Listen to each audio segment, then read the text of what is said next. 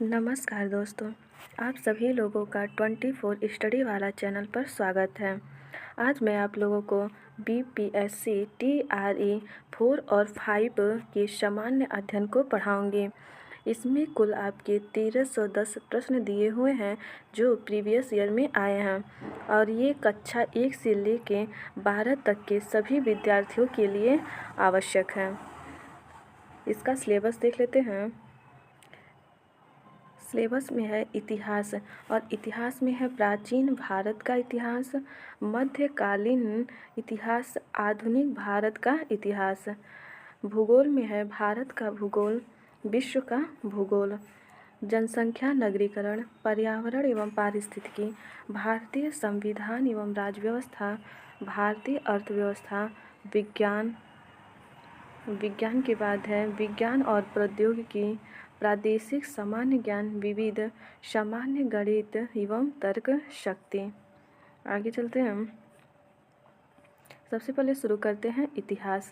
इतिहास में प्राचीन भारत का इतिहास, इसमें जो प्रश्न आए हुए हैं एग्जाम में उसे देख लेते हैं। पहला प्रश्न है, निम्नलिखित में से कौन सा जानवर सिंधु घाटी सभ्यता के लोगों को नहीं पता था?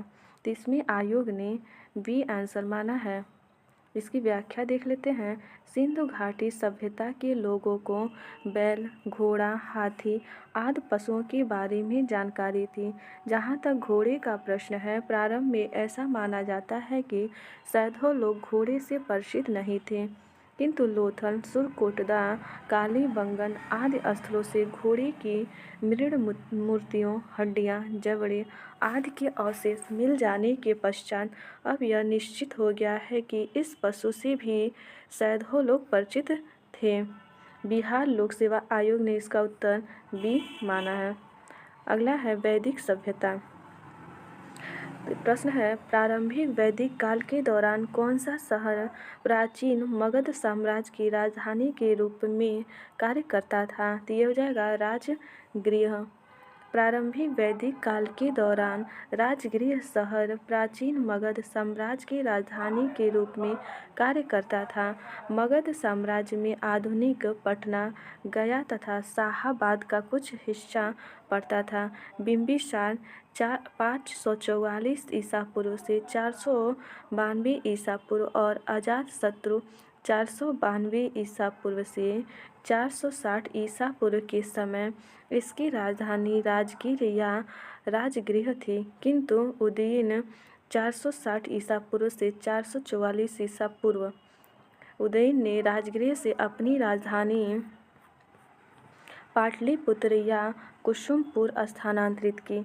शिशुनाग वंश के शिशुनाग 412 ईसा पूर्व से 394 ईसा पूर्व ने पाटलिपुत्र से राजधानी स्थानांतरित करके वैशाली को मगध साम्राज्य की राजधानी बनाया, किंतु कालांतर में कालाशोक 394 ईसा पूर्व से 366 ईसा पूर्व पुनः पाटलिपुत्र स्थानांतरित कर लिया और मौर्य साम्राज्य तक यही राजधानी बनी रही। अगला है बौद्ध, जैन, भागवत एवं शैव धर्म के प्रश्न। इसमें है बोधिसत्व पदपाड़ की पेंटिंग स्थित है, तो हो जाएगा अजंता में। बोधिसत्व पद्मपाणि की पेंटिंग अजंता की गुफाओं में स्थित है। संस्कृत में पद्मपाणि का शाब्दिक अर्थ कमल धारण करने वाला होता है। बादामी गुफाएं। बादामी गुफा मंदिर कर्नाटक के उत्तरी भाग में बागलकोट जिले में स्थित हिंदू और जैन गुफा मंदिरों के लिए प्रसिद्ध है। एलोरा गुफाएं। एलोरा दुनिया के सबसे बड़े रॉक कट हिंदू मंदिर गुफा परिसरों में से एक है, जिनमें 600 से 1000 की कलाकृतियां हैं। अगला है भारतीय कला में स्तूप, चैत्य और विहार का निर्माण निम्नलिखित में से किससे संबंधित है? तो यह हो जाएगा बौद्ध धर्म से। भारतीय कला में स्तूप, चैत्य और विहार का निर्माण बौद्ध धर्म से संबंधित है। बौद्ध धर्म की धार्मिक वास्तुकला भारतीय उपमहाद्वीप में विकसित हुई। चैत्य बौद्ध पूजा स्थल है, जबकि विहार बौद्ध भिक्षुओं का निवास स्थल होता है। स्तूपों के निर्माण का उद्देश्य गौतम बुद्ध के पवित्र अवशेषों की पूजा व सुरक्षा थी। आगे है 16 महाजनपद। इसके प्रश्न देख लेते हैं। प्रश्न है मगध एवं अंग के मैदान निम्नलिखित में से किसके हिस्से हैं? तो यह हो जाएगा मध्य गंगा का मैदान। मध्य गंगा का मैदान पूर्वी उत्तर प्रदेश और संपूर्ण बिहार तक विस्तृत है। अंग महाजनपद का क्षेत्र वर्तमान भागलपुर तथा मुंगेर जिले में स्थित था। मगध महाजनपद वर्तमान पटना, गया तथा शाहाबाद में स्थित था, जो मध्य गंगा के मैदान में स्थित है। अगला है मौर्य एवं मौर्योत्तर काल। इसमें देखते हैं कौटिल्य किस स्थान में राजनीतिक विज्ञान और अर्थशास्त्र के प्राध्यापक थे? तो हो जाएगा तक्षशिला। कौटिल्य, जिन्हें चाणक्य के नाम से भी जाना जाता है, एक प्रसिद्ध भारतीय अर्थशास्त्री, दार्शनिक और राजनीतिज्ञ सलाहकार थे। ये प्राचीन तक्षशिला विश्वविद्यालय में राजनीति विज्ञान और अर्थशास्त्र के प्राध्यापक थे, जो विश्व के सबसे पुराने विश्वविद्यालय में से एक था और प्राचीन भारत में शिक्षा का केंद्र था। अगला प्रश्न है निम्नलिखित कथनों पर विचार कीजिए। फाहियान एक चीनी तीर्थयात्री था जो हर्ष के शासनकाल के दौरान भारत आया था। दूसरा है वेनसांग एक चीनी बौद्ध भिक्षु थे जिन्होंने चंद्रगुप्त द्वितीय के शासनकाल के दौरान भारत का दौरा किया था। उपयुक्त में से कौन सा कथन सही है? इसमें हो जाएगा उपयुक्त में से कोई नहीं, डी ऑप्शन सही हो जाएगा। फाहियान एक चीनी बौद्ध तीर्थयात्री था जो चंद्रगुप्त द्वितीय के शासनकाल के दौरान भारत आया था। पाटलिपुत्र शहर में फाहियान ने लगभग 3 साल संस्कृत का अध्ययन किया। वेनसांग एक चीनी बौद्ध भिक्षु था जो राजा हर्षवर्धन के शासनकाल में भारत आया था। उसने कश्मीर, सियालकोट, कन्नौज तथा नालंदा में हीनयान और महायान बौद्ध धर्म का अध्ययन किया, अतः कोई भी कथन सही नहीं है। अगला प्रश्न है चीनी स्रोत के अनुसार श्रीलंका के शासक मेघवर्मन गया में बौद्ध मंदिर बनाने की अनुमति के लिए निम्नलिखित में से किस गुप्त राजा के पास एक मिशनरी भेजा था? इसमें जाएगा समुद्रगुप्त।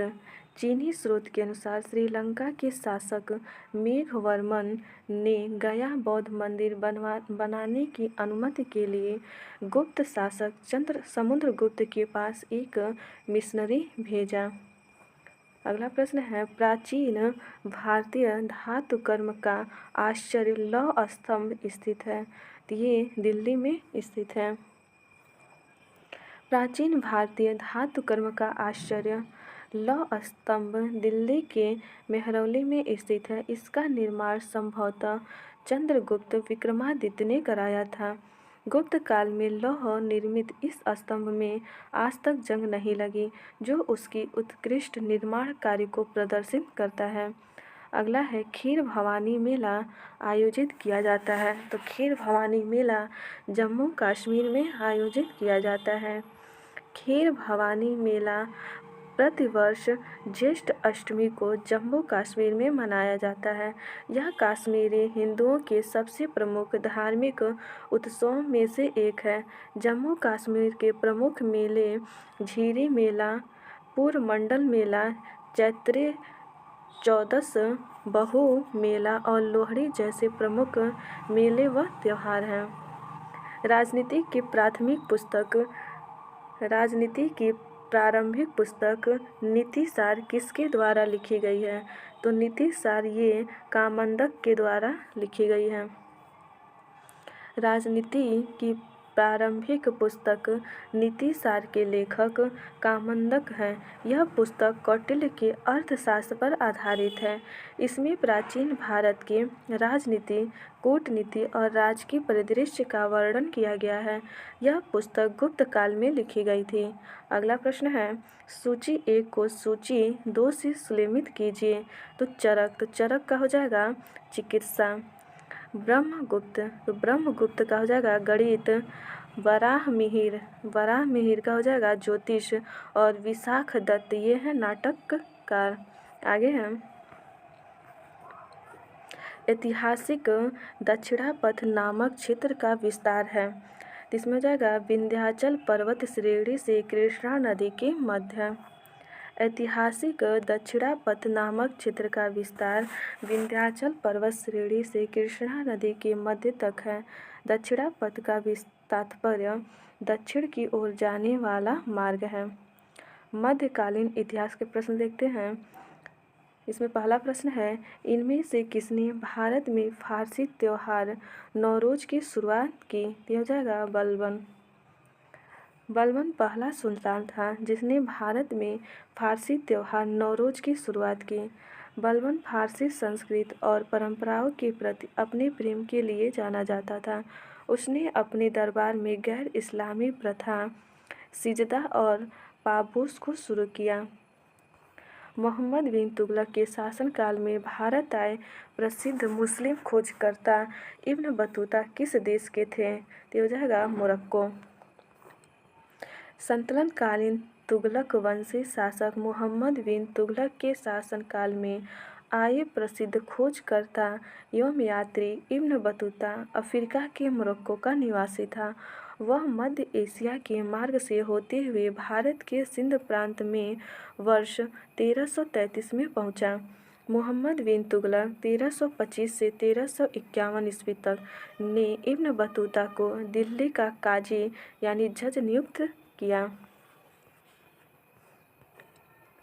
विविध देखते हैं। मैथिली भाषा का विकास निम्नलिखित में से किसके शासनकाल के दौरान शुरू हुआ? तो हो जाएगा कर्नाट राजवंश के।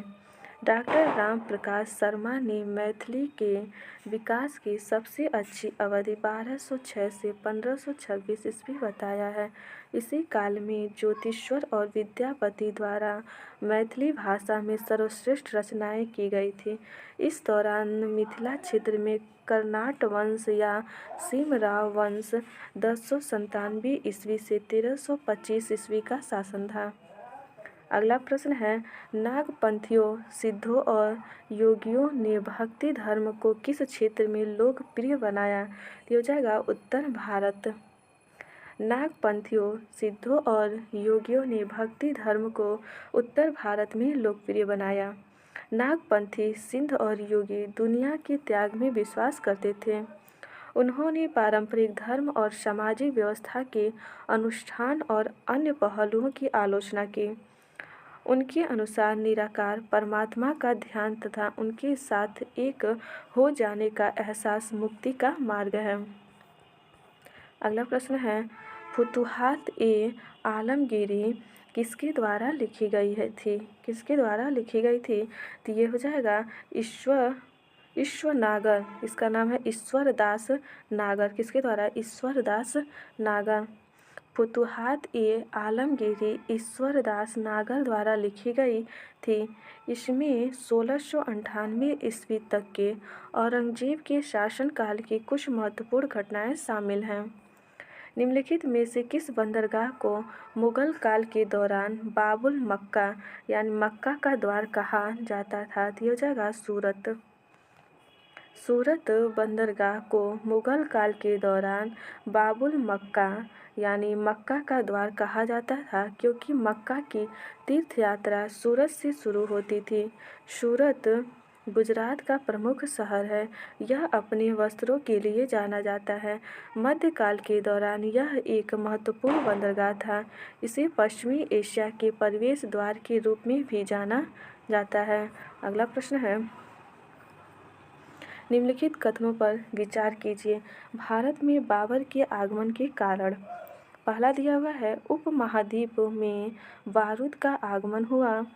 दूसरा है, क्षेत्र की वास्तुकला में मेहराब और गुंबद का परिचय हुआ। 3 है, प्रदेश में तैमूरिड राजवंश की स्थापना हुई।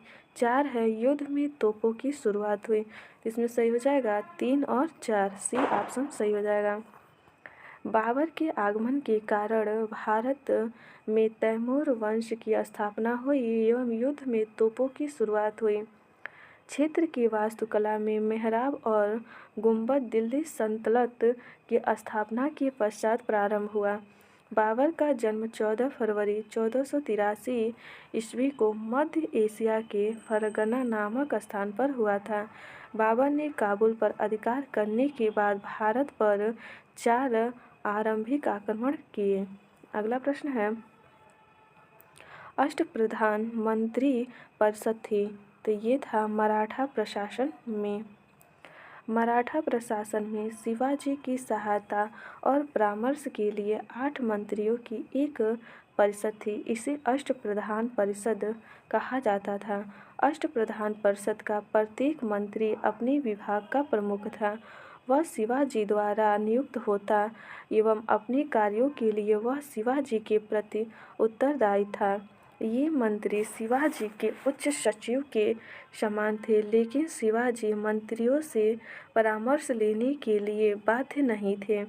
शिवाजी ने किसी भी मंत्री के पद को आनुवंशिक नहीं होने दिया। शिवाजी के अष्टप्रधान मंत्री परिषद निम्न हैं। पहला है पेशवा अथवा मुख्य प्रधान, तो राजा का प्रधानमंत्री। अमात्य, पंत अथवा मजमूआदार, वित्त एवं राजस्व मंत्री। वाकिया नवीस, वर्तमान में गृह मंत्री। सुमंत, वर्तमान विदेश मंत्री। सचिव, राजकीय पत्र व्यवहार।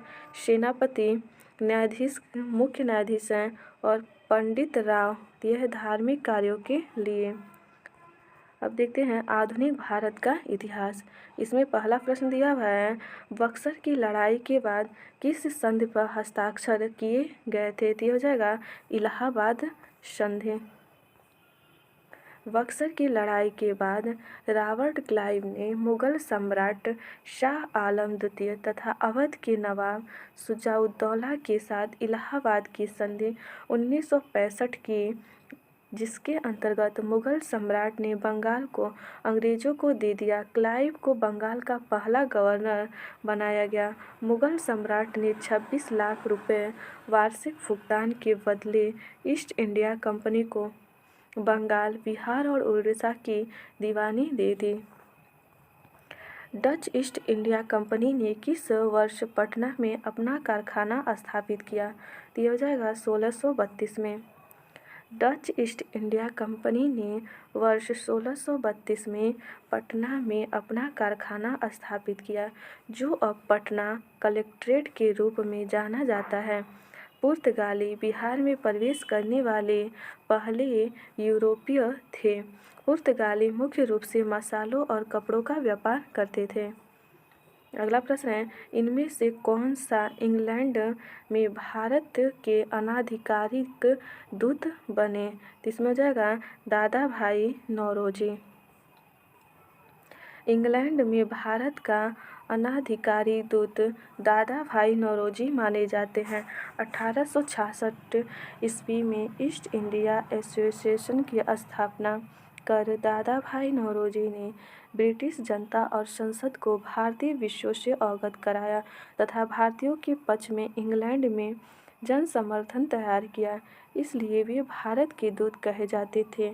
उन्हें सम्मानपूर्वक भारत का वयोवृद्ध पुरुष और grand old man of India कहा जाता है। अगला प्रश्न है, 1859 के भारतीय उत्प्रवास अधिनियम ने निर्धारित किया था कि बागान श्रमिकों को बिना अनुमति के चाय बागान छोड़ने की अनुमति नहीं थी। ये ऑप्शन सही हो जाएगा। आगे है, ब्रिटिश औपनिवेश सरकार ने 19वीं शताब्दी के दौरान भारत में श्रमिकों के आंदोलन को नियंत्रित करने के लिए वर्ष 1859 का अंतर्देशीय अधिनियम पारित किया। इसके तहत चाय बागानों के श्रमिकों को अपने अधिकारियों की अनुमति के बिना बागान छोड़ने पर रोक लगा दी गई, जबकि श्रमिकों को जंगल छोड़ने एवं शादी करने के संदर्भ से कोई भी प्रावधान इस अधिनियम में नहीं था। अगला प्रश्न है, निम्नलिखित में किसको grand old man of India के नाम से जाना जाता है? तो हो जाएगा दादा भाई नौरोजी।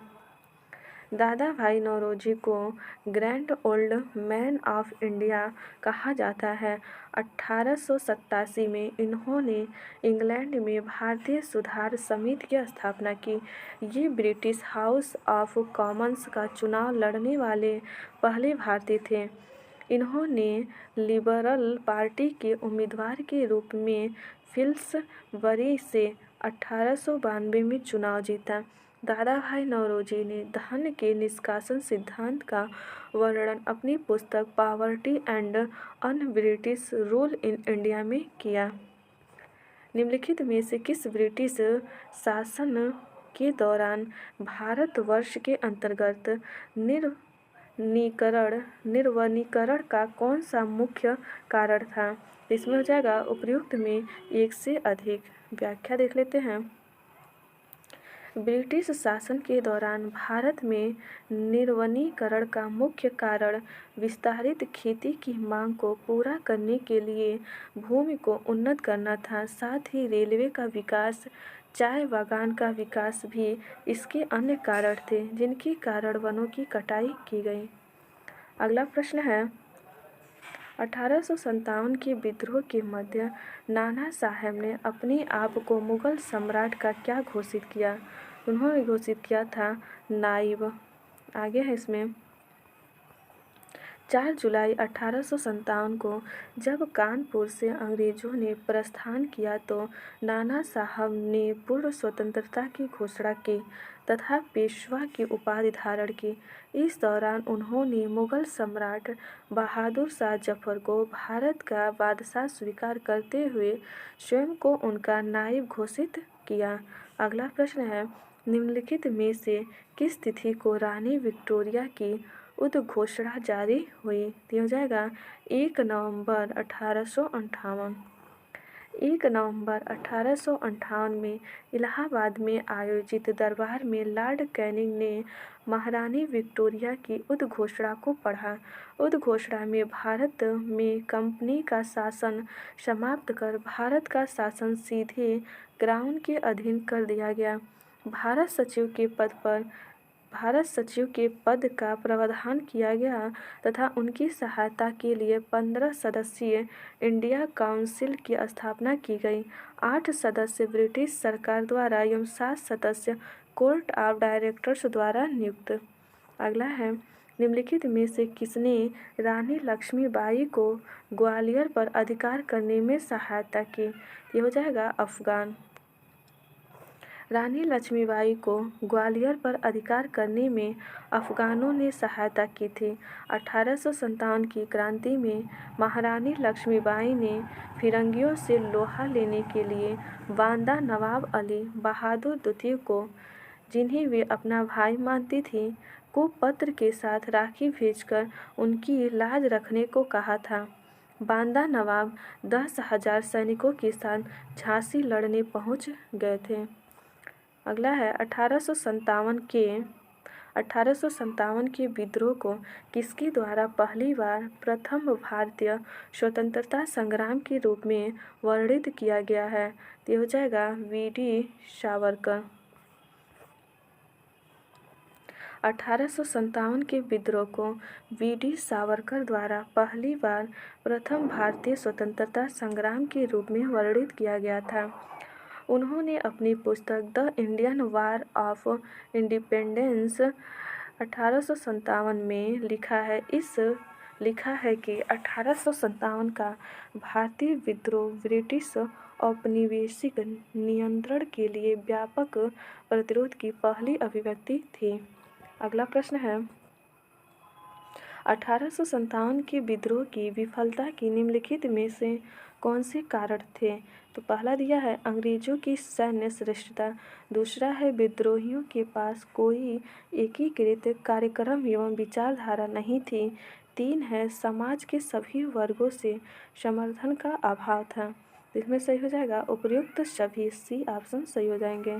1857 के विद्रोह की विफलता के मुख्य कारण थे अंग्रेजों की सैन्य श्रेष्ठता, विद्रोहियों के पास कोई एकीकृत कार्यक्रम एवं विचारधारा नहीं थी। समाज के सभी वर्गों से समर्थन का अभाव, साधनों का अभाव, क्रांति का देशव्यापी प्रसार न होना, आपसी फूट।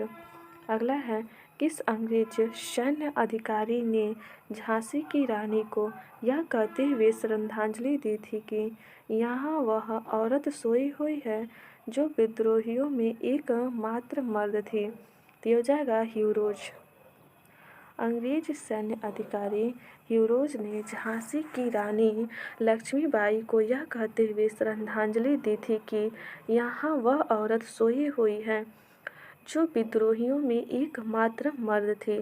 ज्ञात हो कि 17 जून 1858 को ग्वालियर के पास कोटा की सराय में अंग्रेजों से लड़ते हुए रानी लक्ष्मीबाई की मृत्यु हुई थी। किसने कर की नई व्यवस्था के विरुद्ध शोषणकारी शक्तियों का विरोध किया था? तो हो जाएगा 1855 से 56 में बिहार के संथालियों ने। 1855 से 1856 में बिहार के संथाल आदिवासियों ने ब्रिटिश सरकार द्वारा लागू की गई नई कर नीति के विरुद्ध सशस्त्र विद्रोह किया। इसे संथाल विद्रोह या संथाल हुल कहा जाता है। इस विद्रोह का नेतृत्व सिंध, कान्हू, भैरव और चांद नामक 4 भाइयों ने किया था, जिनमें सिंधु और कान्हू प्रमुख नेतृत्वकर्ता थे। यह विद्रोह लगभग 1 वर्ष तक चला। अगला प्रश्न है, किसके नेतृत्व में संथाल विद्रोह 1855 से 1856 हुआ? तो ये हो जाएगा उपयुक्त में से कोई नहीं। इसकी व्याख्या हम देख लिए हैं ऊपर। आगे है, बंकिम चंद्र चटर्जी का उपन्यास आनंद मठ में किस विद्रोह का उल्लेख है? तो हो जाएगा सन्यासी। बंकिम चंद्र चटर्जी के उपन्यास आनंद मठ में सन्यासी विद्रोह का उल्लेख है। यह बांग्ला भाषा का एक उपन्यास है। इसका प्रकाशन 1882 में हुआ था। अगला प्रश्न है, बंकिम चंद्र चट्टोपाध्याय के आनंद मठ में किस विद्रोह का उल्लेख है? तो हो जाएगा सन्यासी। इसकी व्याख्या हमने देख लिया है। आगे है, बंकिम चंद्र चटर्जी के उपन्यास आनंद मठ प्रकाशित किया गया था। तो यह किया गया था 1882 में। अगला प्रश्न है, निम्नलिखित में से कौन सी घटना सबसे पहले हुई थी? तो इसमें सबसे पहले कौन सी घटना हुई थी? तो संथाल विद्रोह। उपयुक्त विकल्पों में सबसे पहले घटने वाली घटना संथाल विद्रोह ये 30 जून 1855 में हुई थी। संथाल विद्रोह के नेता सिंधु और कान्हू थे। बिरसा मुंडा का विद्रोह 1895 से 1900 में हुआ। यह विद्रोह झारखंड के छोटा नागपुर के क्षेत्र में हुआ था। इसे मुंडा उल गुलान विद्रोह भी कहा जाता है। ताना भगत आंदोलन 1914 से 20 ईस्वी में झारखंड के छोटा नागपुर में हुआ था। इसके नेता जतरा उराव थे। ताना भगत आंदोलन संबंधित है। ताना भगत आंदोलन संबंधित है। तो ये संबंधित है आदिवासी आंदोलन से। ताना भगत आंदोलन आदिवासी आंदोलन से संबंधित है। यह आंदोलन अप्रैल 1914 से 1919 तक चला था। यह बिहार वर्तमान झारखंड राज्य के छोटा नागपुर पठार में जतरा भगत और तुसिया भगत द्वारा किया गया था। इसे उराव ताना भगत आंदोलन के नाम से जाना जाता है। निम्नलिखित में से कौन सा विद्रोह या आंदोलन लंबी दाढ़ी रखने पर कर लगाए जाने के कारण हुआ था? तो हो जाएगा वहाबी आंदोलन। वहाबी आंदोलन या विद्रोह लंबी दाढ़ी रखने पर कर लगाए जाने के कारण हुआ था। यह आंदोलन वर्ष 1931 में हुआ था। इससे संबंधित नेता सैयद अहमद थे। अगला प्रश्न है, 1817 में कलकत्ता में हिंदू कॉलेज की स्थापना किसने की? तो किसने किया था? तो डेविड हेयर ने किया। आगे है, 18 1817 में कलकत्ता में हिंदू कॉलेज की स्थापना राम मोहन राय एवं डेविड हेयर ने की थी। हिंदू कॉलेज वर्तमान में प्रेसिडेंसी विश्वविद्यालय के रूप में जाना जाता है। 1863 में इंडियन सिविल सर्विस पास करने वाले प्रथम भारतीय इनमें से कौन थे? तो ये हो जाएगा सत्येंद्र नाथ ठाकुर, भी ऑप्शन सही हो जाएगा। 1863 में इंडियन सिविल सर्विस पास करने वाले प्रथम भारतीय सत्येंद्र नाथ ठाकुर थे। सत्येंद्र नाथ ने 1865 में अहमदाबाद के सहायक मजिस्ट्रेट और कलेक्टर के पद पर काम शुरू किया। वे सिविल सर्विसेज में लगभग 30 सालों तक रहे। अगला प्रश्न है, वुड के 1854 के प्रेषण के संबंध में निम्नलिखित कथनों पर विचार कीजिए। पहला है, इसने उच्च अध्ययन के लिए शिक्षा के माध्यम के रूप में अंग्रेजी की सिफारिश की। दूसरा है, इसने महिला शिक्षा और व्यावसायिक प्रशिक्षण पर जोर दिया। तो इसमें सही हो जाएगा ए और दोनों सी ऑप्शन सही हो जाएंगे। वुड के 1854 के प्रेषण के संबंध में सिफारिशें निम्न थी। इसने उच्च अध्ययन के लिए शिक्षा के माध्यम के रूप में अंग्रेजी की सिफारिश की तथा विद्यालय स्तर पर शिक्षा का माध्यम देसी भाषाओं को बनाए जाने का सुझाव दिया। प्रत्येक प्रांत में एक लोक शिक्षा विभाग की स्थापना। इसने महिला शिक्षा और व्यावसायिक शिक्षा की आवश्यकता पर बल दिया तथा तकनीकी विद्यालयों एवं अध्यापक प्रशिक्षण संस्थाओं की स्थापना की सिफारिश की। अगला प्रश्न है, इनमें से कौन वंदे मातरम समाचार पत्र के संपादक थे? ये हो जाएगा अरविंद घोष। वंदे मातरम समाचार पत्र का संपादन श्री अरविंद घोष ने किया था। 6 अगस्त 1906 को इस समाचार पत्र का प्रकाशन प्रारंभ हुआ था। यह अंग्रेजी भाषा में एक साप्ताहिक समाचार पत्र था। इस समाचार पत्र की स्थापना 1905 ईस्वी में विपिन चंद्र पाल ने की थी। इसे द न्यूज़पेपर एक्ट 1908 के तहत बंद कर दिया गया था। आगे है, भारत के स्वतंत्रता आंदोलन के दौरान गहन राष्ट्रवादी विचारों को किस समाचार पत्र के द्वारा प्रचारित किया जाता था? ये हो जाएगा अमृत बाजार पत्रिका। भारत के स्वतंत्रता आंदोलन के दौरान गहन राष्ट्रवादी विचारों का प्रसार अमृत बाजार पत्रिका के माध्यम से किया जाता था। इसकी स्थापना शिशिर कुमार घोष तथा मोतीलाल घोष द्वारा की गई थी। यह एक बांग्ला साप्ताहिक पत्रिका थी। 1878 ईस्वी के वर्नाक्यूलर प्रेस एक्ट का मुख्य लक्ष्य अमृत बाजार पत्रिका ही थी। अगला प्रश्न है, द व्हील्स ऑफ हिस्ट्री इतिहास के पहिए नामक पुस्तक किसके द्वारा रचित थी? तो ये हो जाएगा राम मनोहर लोहिया। कुछ पुस्तकें देख लेते हैं और उनके लेखक। द व्हील्स ऑफ हिस्ट्री, इसके लेखक हैं राम मनोहर लोहिया।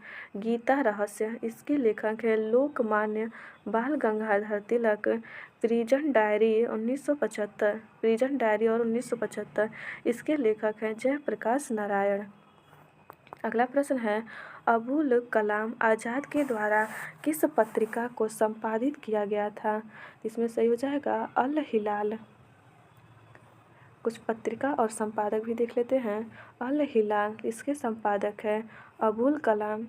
कामरेड, इसके संपादक मोहम्मद अली जौहर। जमींदार, इसके संपादक मौलाना जफ़र अली खान। बंगाल गजट, इसके हैं संपादक गंगाधर भट्टाचार्य। अगला प्रश्न है, राष्ट्रवादियों के दैनिक समाचार पत्र द इंडियन नेशन का प्रकाशन कब प्रारंभ हुआ है? तो कब प्रारंभ हुआ था? तो 1931 में। राष्ट्रवादी सैनिक समाचार पत्र द इंडियन नेशन का प्रकाशन वर्ष 1931 में प्रारंभ हुआ था। इसका प्रकाशन पटना से किया जाता था। अगला प्रश्न है, बंगाल व बिहार के नील कृषकों की दशा का वर्णन करते हुए नील दर्पण नाटक किसके द्वारा लिखा गया है?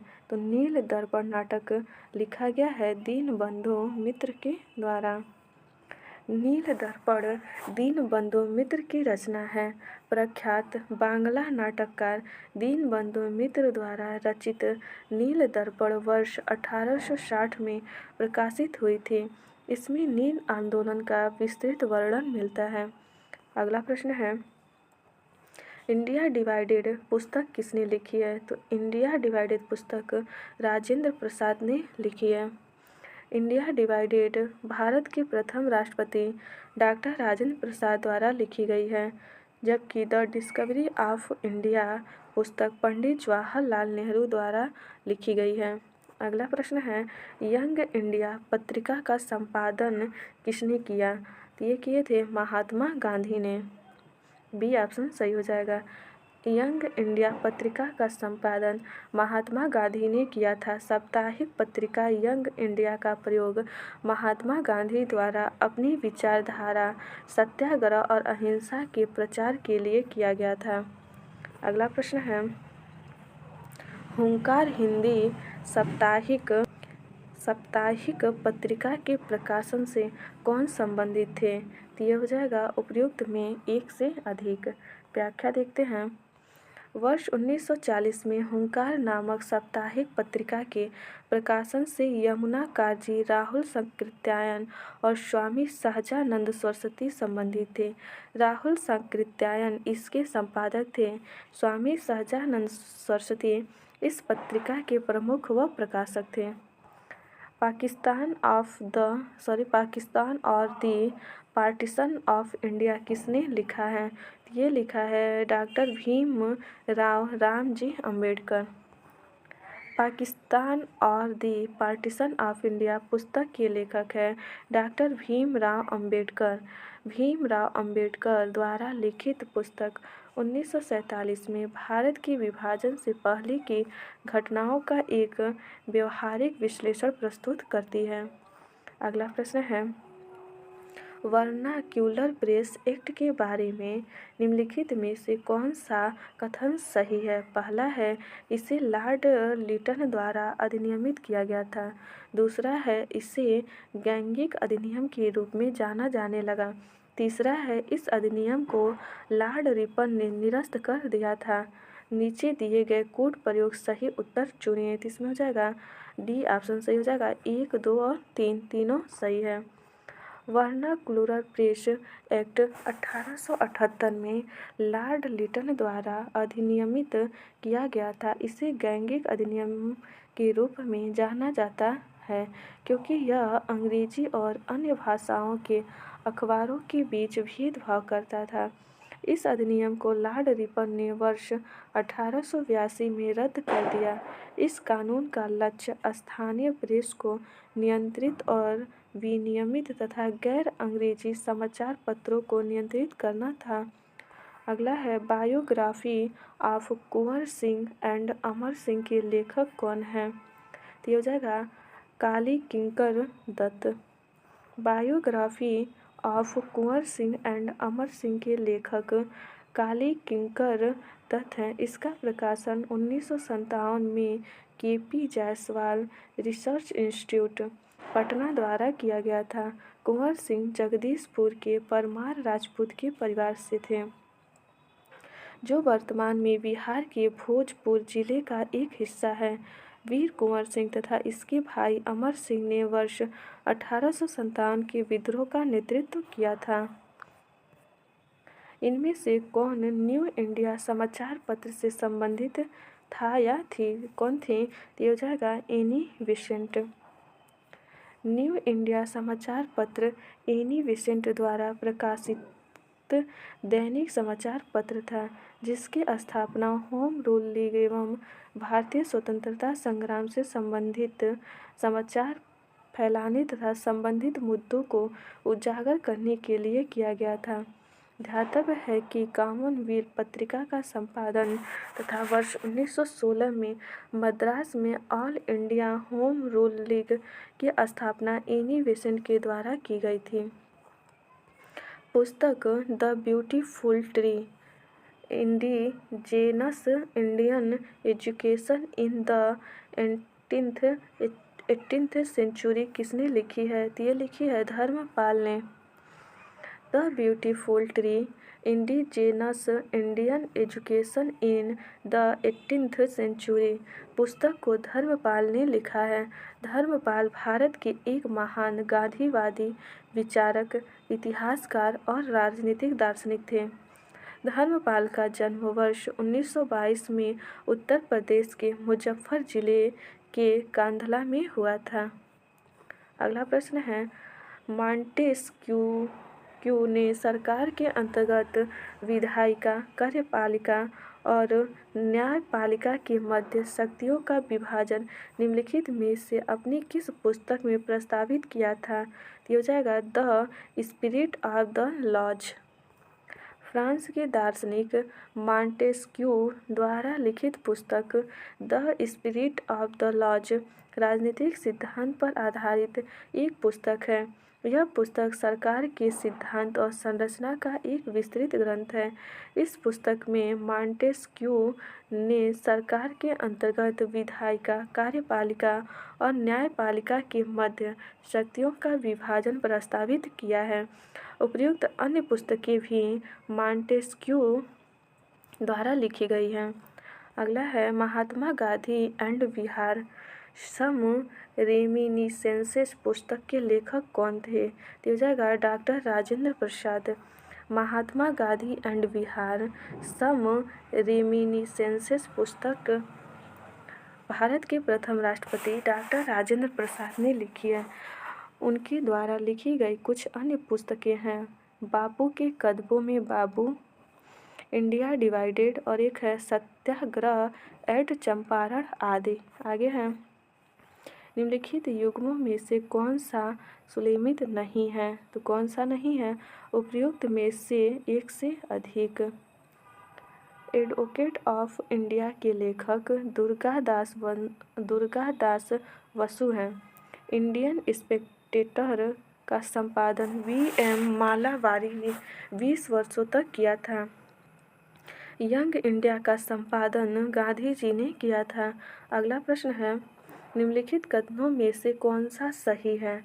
तो कौन सा सही है? तो इसमें हो जाएगा सुभाष चंद्र बोस ने द इंडियन स्ट्रगल का लेखन किया था। द इंडियन स्ट्रगल के लेखक नेताजी सुभाष चंद्र बोस हैं। इसमें सन 1920 से 1942 तक के इतिहास का उल्लेख किया गया है। A bunch of old letters की रचना जवाहरलाल नेहरू ने की। व्यक्तिगत सत्याग्रह में दूसरे सत्याग्रही जवाहरलाल नेहरू थे, जबकि प्रथम सत्याग्रही विनोबा भावे थे।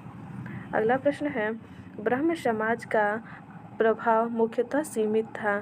तो हो जाएगा शहरी शिक्षित वर्ग। राजा राममोहन राय ने वर्ष 1828 में ब्रह्म समाज की स्थापना की, जो सामाजिक सुधार का एक महत्वपूर्ण संगठन था।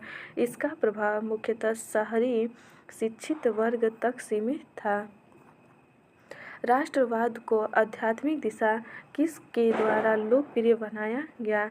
इसमें हो जाएगा स्वामी विवेकानंद। सी ऑप्शन सही हो जाएगा। स्वामी विवेकानंद द्वारा राष्ट्रवाद को आध्यात्मिक दिशा में लोकप्रिय बनाया गया। यही कारण है कि सुभाष चंद्र बोस ने स्वामी विवेकानंद को भारतीय राष्ट्रवाद के आध्यात्मिक पिता के नाम से संबोधित किया। आर्य समाज की स्थापना किसने की थी? तो आर्य समाज की स्थापना स्वामी दयानंद सरस्वती ने की। सन 1875 में स्वामी दयानंद सरस्वती ने मुंबई में आर्य समाज की स्थापना की, जिसका मुख्य उद्देश्य प्राचीन वैदिक धर्म की शुद्ध रूप में पुनः स्थापना करना सामाजिक उत्थान था। सन 1877 में लाहौर में आर्य समाज का मुख्यालय स्थापित किया गया। अगला प्रश्न है, भारत में सेल्फ रिस्पेक्ट मूवमेंट किसने प्रारंभ किया था? तो ये हो जाएगा उपयुक्त में से कोई नहीं। सन 1925 ईस्वी में रामास्वामी नायकर द्वारा तमिलनाडु में आत्मसम्मान आंदोलन सेल्फ रिस्पेक्ट मूवमेंट की शुरुआत की गई। इस आंदोलन का उद्देश्य ब्राह्मणवादी आधिपत्य को तोड़ने, समाज में पिछड़े वर्गों एवं महिलाओं के समान अधिकार के लिए आवाज़ उठाना था। सन 1873 में ज्योतिबा फुले ने सत्यशोधक समाज की स्थापना की थी। India for Indians, India for Indians प्रसिद्ध नारा किसने दिया था? तो किसने दिया है? तो ये दिए हैं Swami Dayanand Saraswati. India for Indians प्रसिद्ध नारा स्वामी दयानंद सरस्वती ने दिया था। दयानंद सरस्वती ने सन 1875 में मुंबई में आर्य समाज की स्थापना की थी। स्वदेशी व हिंदी का समर्थन करने वाला आर्य समाज प्रथम संगठन था। अगला प्रश्न है, निम्नलिखित में से कौन सा कथन सही है? तो कौन सा कथन सही है इसमें बताना है। तो इसमें हो जाएगा उपयुक्त में से एक से अधिक। तो देख लेते हैं व्याख्या। राजा राम मोहन राय को भारत में नव जागरण का अग्रदूत माना जाता है। वे नवीन शिक्षा के अग्रदूत रहे हैं। इसके लिए डेविड हेयर के सहयोग से हिंदू कॉलेज 1817 कोलकाता एवं वेदांत कॉलेज 1825 कलकत्ता में की स्थापना की। स्वामी दयानंद सरस्वती ने आर्य समाज 1875 में की स्थापना की। स्वदेशी व हिंदी का समर्थन करने वाला यह प्रथम संगठन था। इसका मानना था कि भारत भारतीयों के लिए है। स्वामी विवेकानंद ने रामकृष्ण मिशन की स्थापना 1897 में कलकत्ता में की, इन्होंने 1893 ईस्वी में अमेरिका के शिकागो शहर में आयोजित विश्व धर्म सम्मेलन में भारत का नेतृत्व किया था। इस सम्मेलन में उन्होंने भौतिकवाद व अध्यात्मवाद के मध्य संतुलन स्थापित करने पर बल दिया था। अगला है, पंजाब में कूका आंदोलन का प्रारंभिक उद्देश्य क्या था?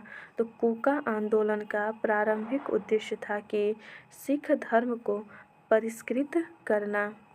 कूका आंदोलन का प्रारंभिक उद्देश्य सिख धर्म को परिष्कृत करना था। कूका पंजाब में एक धार्मिक राजनीतिक आंदोलन था।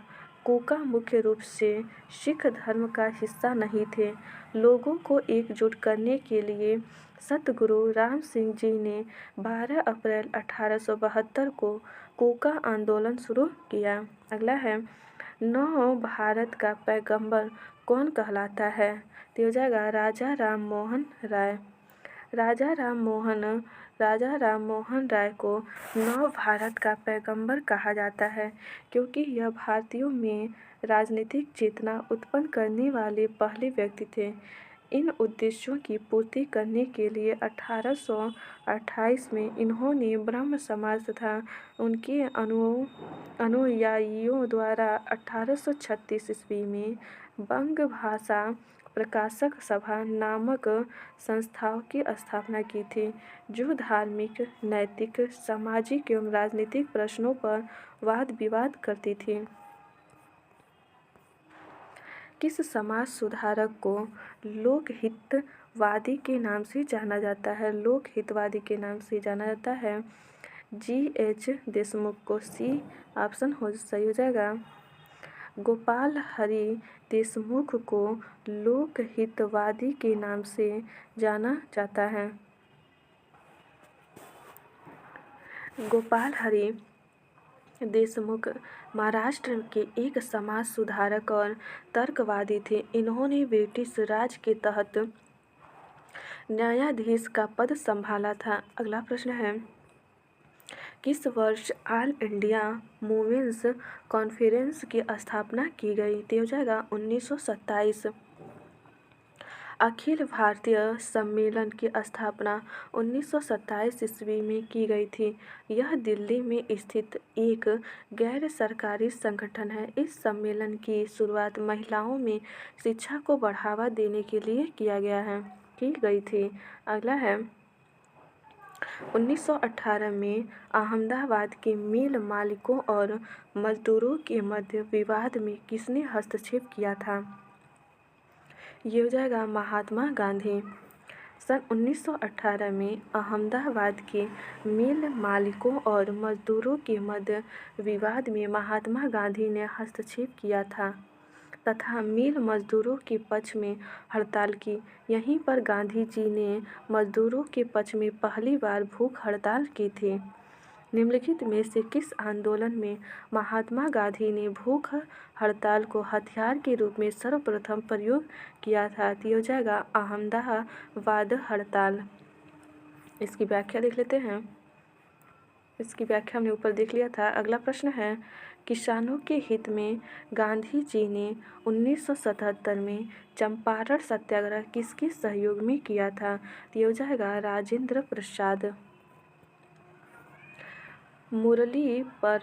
मुरली भरवा ग्राम के निवासी राजकुमार शुक्ल के अनुरोध पर नील किसानों की स्थिति पर विचार करने एवं उनकी समस्याओं के समाधान के लिए गांधी जी चंपारण आए और किसानों के पक्ष में सत्याग्रह प्रारंभ किया, जिसे चंपारण आंदोलन कहा जाता है। चंपारण जाने के क्रम में मुजफ्फरपुर में गांधी जी से डॉक्टर राजेंद्र प्रसाद की पहली बार मुलाकात हुई, जहां पर उन्होंने राज्य के कई बड़े वकीलों और सामाजिक कार्यकर्ताओं के सहयोग से आगे की रणनीति तय की। इस आंदोलन में गांधी जी के साथ ब्रज किशोर, महादेव देसाई, जेपी कृपलानी, नरहरि पारिख तथा मजहर उल हक इत्यादि थे। अगला प्रश्न है, चंपारण नील आंदोलन के दौरान महात्मा गांधी के साथ कौन थे? तो ये हो जाएगा उपर्युक्त में एक से अधिक। अगला है, गांधी जी को विशेष रूप से चंपारण आने और वहां के कृषकों की दयनीय स्थिति को देखने हेतु किसने अनुग्रह किया था? ये हो जाएगा राजकुमार शुक्ल ने। अगला प्रश्न है, बारदौली सत्याग्रह का नेता कौन था? तो बारदौली सत्याग्रह का नेता ये हो जाएगा सरदार वल्लभ भाई पटेल।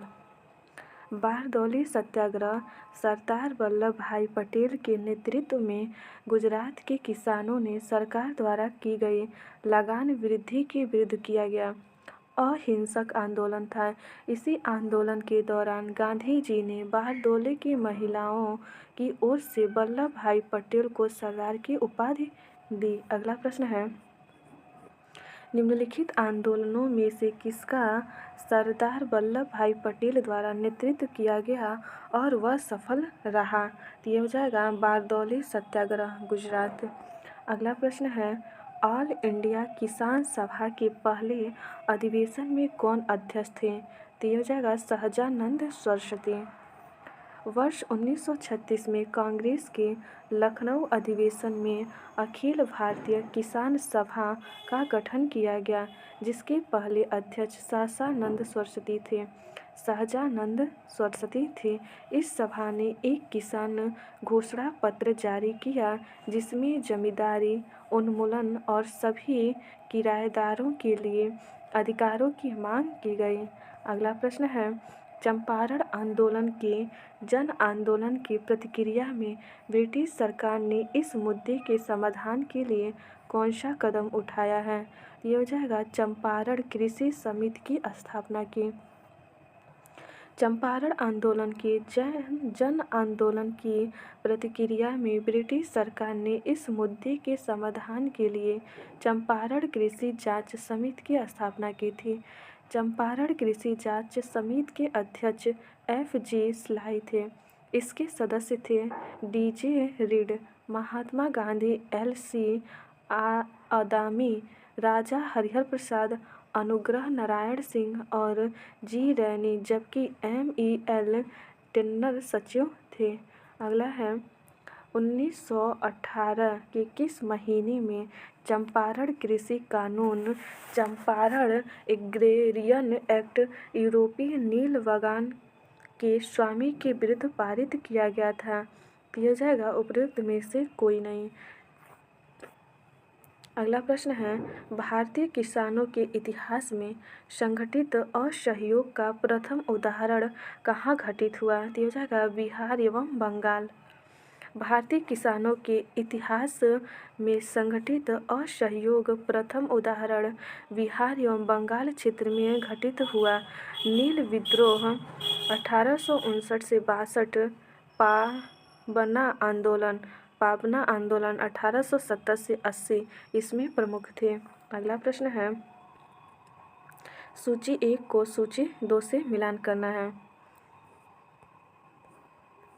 इसका आंसर देख लेते हैं। नील के पौधे लगाने वाले का आंदोलन चंपारण, खेतिहर सत्याग्रह खेड़ा, कपास मिल मजदूर का सत्याग्रह अहमदाबाद, असहयोग आंदोलन को बंद करने के लिए आंदोलन, तो ये हो जाएगा चौरी चौरा। अगला प्रश्न है,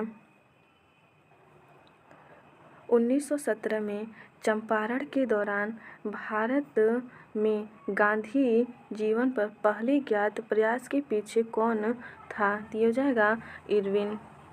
आगे इसमें है, गांधी जी के लोकप्रियता के कारण चंपारण सत्याग्रह के दौरान उन्हें रोकने के लिए एक ब्रिटिश बागान प्रबंधक इरविन ने कार्यवाही करने का निर्णय लिया। उसने गांधी जी को रात्रि भोज का निमंत्रण दिया, जिसे गांधी जी ने सहर्ष स्वीकार किया। इरविन के इस निमंत्रण के पीछे गांधी जी की हत्या का षड्यंत्र रचा गया था। इसमें रसोइया बत्तख मियाँ ने गांधी जी की जान बचाई थी। अगला प्रश्न है, 1876 में इंडियन एसोसिएशन की स्थापना किसने की थी, तो हो जाएगा सुरेंद्र नाथ बनर्जी। इंडियन एसोसिएशन की स्थापना जुलाई 1876 ईस्वी में कलकत्ता में हुई थी। इस एसोसिएशन की स्थापना सुरेंद्र नाथ बनर्जी ने की थी, जो उस समय नरम दल के नेता समझे जाते थे। इस एसोसिएशन का उद्देश्य भारत में शक्तिशाली जनमत का निर्माण करना तथा समान राजनीतिक हितों और महत्वाकांक्षाओं के आधार पर विविध भारतीय जातियों तथा वर्गों का एकीकरण करना था। अगला है, मद्रास महाजन सभा की स्थापना किस वर्ष हुई थी, तो इसमें हो जाएगा उपयुक्त में कोई नहीं। कब हुई थी देख लेते हैं। मद्रास महाजन सभा का गठन वर्ष 1884 में एम वीर राघवाचारी, वी सुब्रमण्यम अय्यर एवं पी आनंद चार्लू द्वारा किया गया। इसका मुख्यालय तमिलनाडु में स्थित था। इस सभा का उद्देश्य स्थानीय संगठन के कार्यों को समन्वित करना था। अगला है, हिंदू मेला किसने संगठित किया, तो हिंदी मेला किसने संगठित किया, तो हो जाएगा राजनारायण बोस। ये ऑप्शन सही हो जाएगा। हिंदू मेला एक सामाजिक सांस्कृतिक संस्था थी, जिसकी स्थापना वर्ष 1867 में गजेंद्र नाथ ठाकुर ने द्विजेंद्र नाथ ठाकुर, राजनारायण बोस और नौ गोपाल मित्र के साथ मिलकर की थी। अगला प्रश्न है, एशियाटिक सोसाइटी ऑफ बंगाल की स्थापना किसके द्वारा की गई है, तो हो जाएगा sir William Jones. Asiatic Society of Bengal की स्थापना 15 जनवरी 1784 में विलियम जोन्स के द्वारा की गई थी। इसका उद्देश्य प्राच्य अध्ययन को प्रोत्साहन प्रदान करना था। अगला प्रश्न है, 1784 ईस्वी में एशियाटिक सोसाइटी ऑफ बंगाल का प्रारंभ किसने किया था, तो हो जाएगा विलियम जोन्स। एशियाटिक सोसाइटी की स्थापना 15 जनवरी 1784 को विलियम जोन्स ने कलकत्ता स्थित फोर्ट विलियम में की थी। पूरे एशिया महाद्वीप में एशियाटिक सोसाइटी ज्ञान और अनुसंधान का सबसे पुराना केंद्र है। अगला प्रश्न है, इनमें से किसने यह कहते हुए भारतीय राष्ट्रीय कांग्रेस की हंसी उड़ाई कि यह एक बहुत सूक्ष्म भाग का प्रतिनिधित्व करता है, तो हो जाएगा डफरिन। डफरिन ने यह कहते हुए भारतीय राष्ट्रीय कांग्रेस की हंसी उड़ाई कि यह बहुत सूक्ष्म भाग का प्रतिनिधित्व करता है। भारतीय राष्ट्रीय कांग्रेस की स्थापना के समय डफरिन भारत का वायसराय था। अगला प्रश्न है, भारतीय राष्ट्रीय कांग्रेस का पहला अधिवेशन कहाँ हुआ था? तो ये हो जाएगा मुंबई। सन 1885 में ए. ओम ह्योम ने भारतीय राष्ट्रीय कांग्रेस की स्थापना की। इसका पहला अधिवेशन दिसंबर 1885 में व्योमेश चंद्र बनर्जी की अध्यक्षता में मुंबई में हुआ तथा 1886 और 1887 में दूसरा व तीसरा अधिवेशन क्रमशः कलकत्ता एवं मद्रास में दादा भाई नौरोजी व बदरुद्दीन तैयब जी की अध्यक्षता में हुए। 1885 में भारतीय राष्ट्रीय कांग्रेस की स्थापना किसने की थी? तो उपयुक्त में से कोई नहीं। आगे है, भारतीय राष्ट्रीय कांग्रेस के अध्यक्ष थे। तो भारतीय राष्ट्रीय कांग्रेस के अध्यक्ष हैं W.C. बनर्जी। भारतीय राष्ट्रीय कांग्रेस की प्रथम महिला अध्यक्ष कौन है? तो प्रथम महिला अध्यक्ष हैं एनी बेसेंट। भारतीय राष्ट्रीय कांग्रेस की प्रथम महिला अध्यक्ष एनी बेसेंट थी। वर्ष 1917 में कलकत्ता में आयोजित भारतीय राष्ट्रीय कांग्रेस के अधिवेशन में उन्हें अध्यक्ष बनाया गया था। अगला प्रश्न है, 1912 में पटना में होने वाले भारतीय राष्ट्रीय कांग्रेस के अधिवेशन के अध्यक्ष कौन थे? तो R.M. मुधोलकर। 1912 में पटना में होने वाले भारतीय राष्ट्रीय कांग्रेस अधिवेशन के अध्यक्ष R.N. मुधोलकर थे। अगला है, लखनऊ समझौता हुआ था। तो लखनऊ समझौता हुआ था 1916 में। लखनऊ समझौता दिसंबर 1916 में लखनऊ में आयोजित इंडियन नेशनल कांग्रेस और मुस्लिम लीग के संयुक्त सत्र में दोनों दलों के बीच एक समझौता था। अगला प्रश्न है, भारतीय राष्ट्रीय कांग्रेस का गया अधिवेशन किस वर्ष में हुआ था? तो हो जाएगा 1922। भारतीय राष्ट्रीय कांग्रेस का गया अधिवेशन दिसंबर 1922 में आयोजित किया गया था। इसकी अध्यक्षता C.R. दास ने की थी। इसी अधिवेशन में C.R. दास ने लेजिस्लेटिव काउंसिल में प्रवेश के समर्थन में एक संकल्प प्रस्तुत किया था। इन्होंने 1923 में मोतीलाल नेहरू के साथ मिलकर स्वराज पार्टी का गठन किया था। अगला प्रश्न है, 1922 में आयोजित भारतीय राष्ट्रीय कांग्रेस के गया अधिवेशन के अध्यक्ष कौन थे? तो हो जाएगा चित्तरंजन दास। अगला प्रश्न है,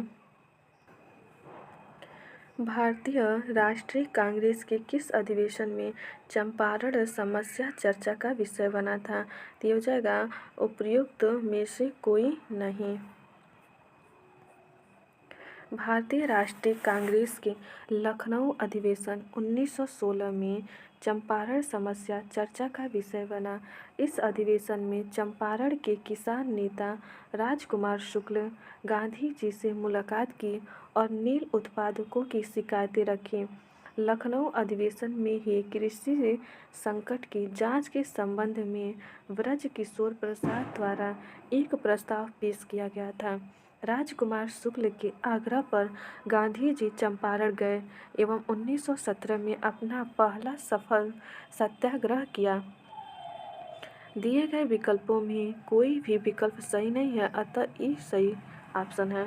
निम्नलिखित में से भारतीय राष्ट्रीय कांग्रेस के किस अधिवेशन में पहली बार मौलिक अधिकारों से संबंधित प्रस्ताव पारित किए गए हैं? तो हो जाएगा कराची अधिवेशन 1931।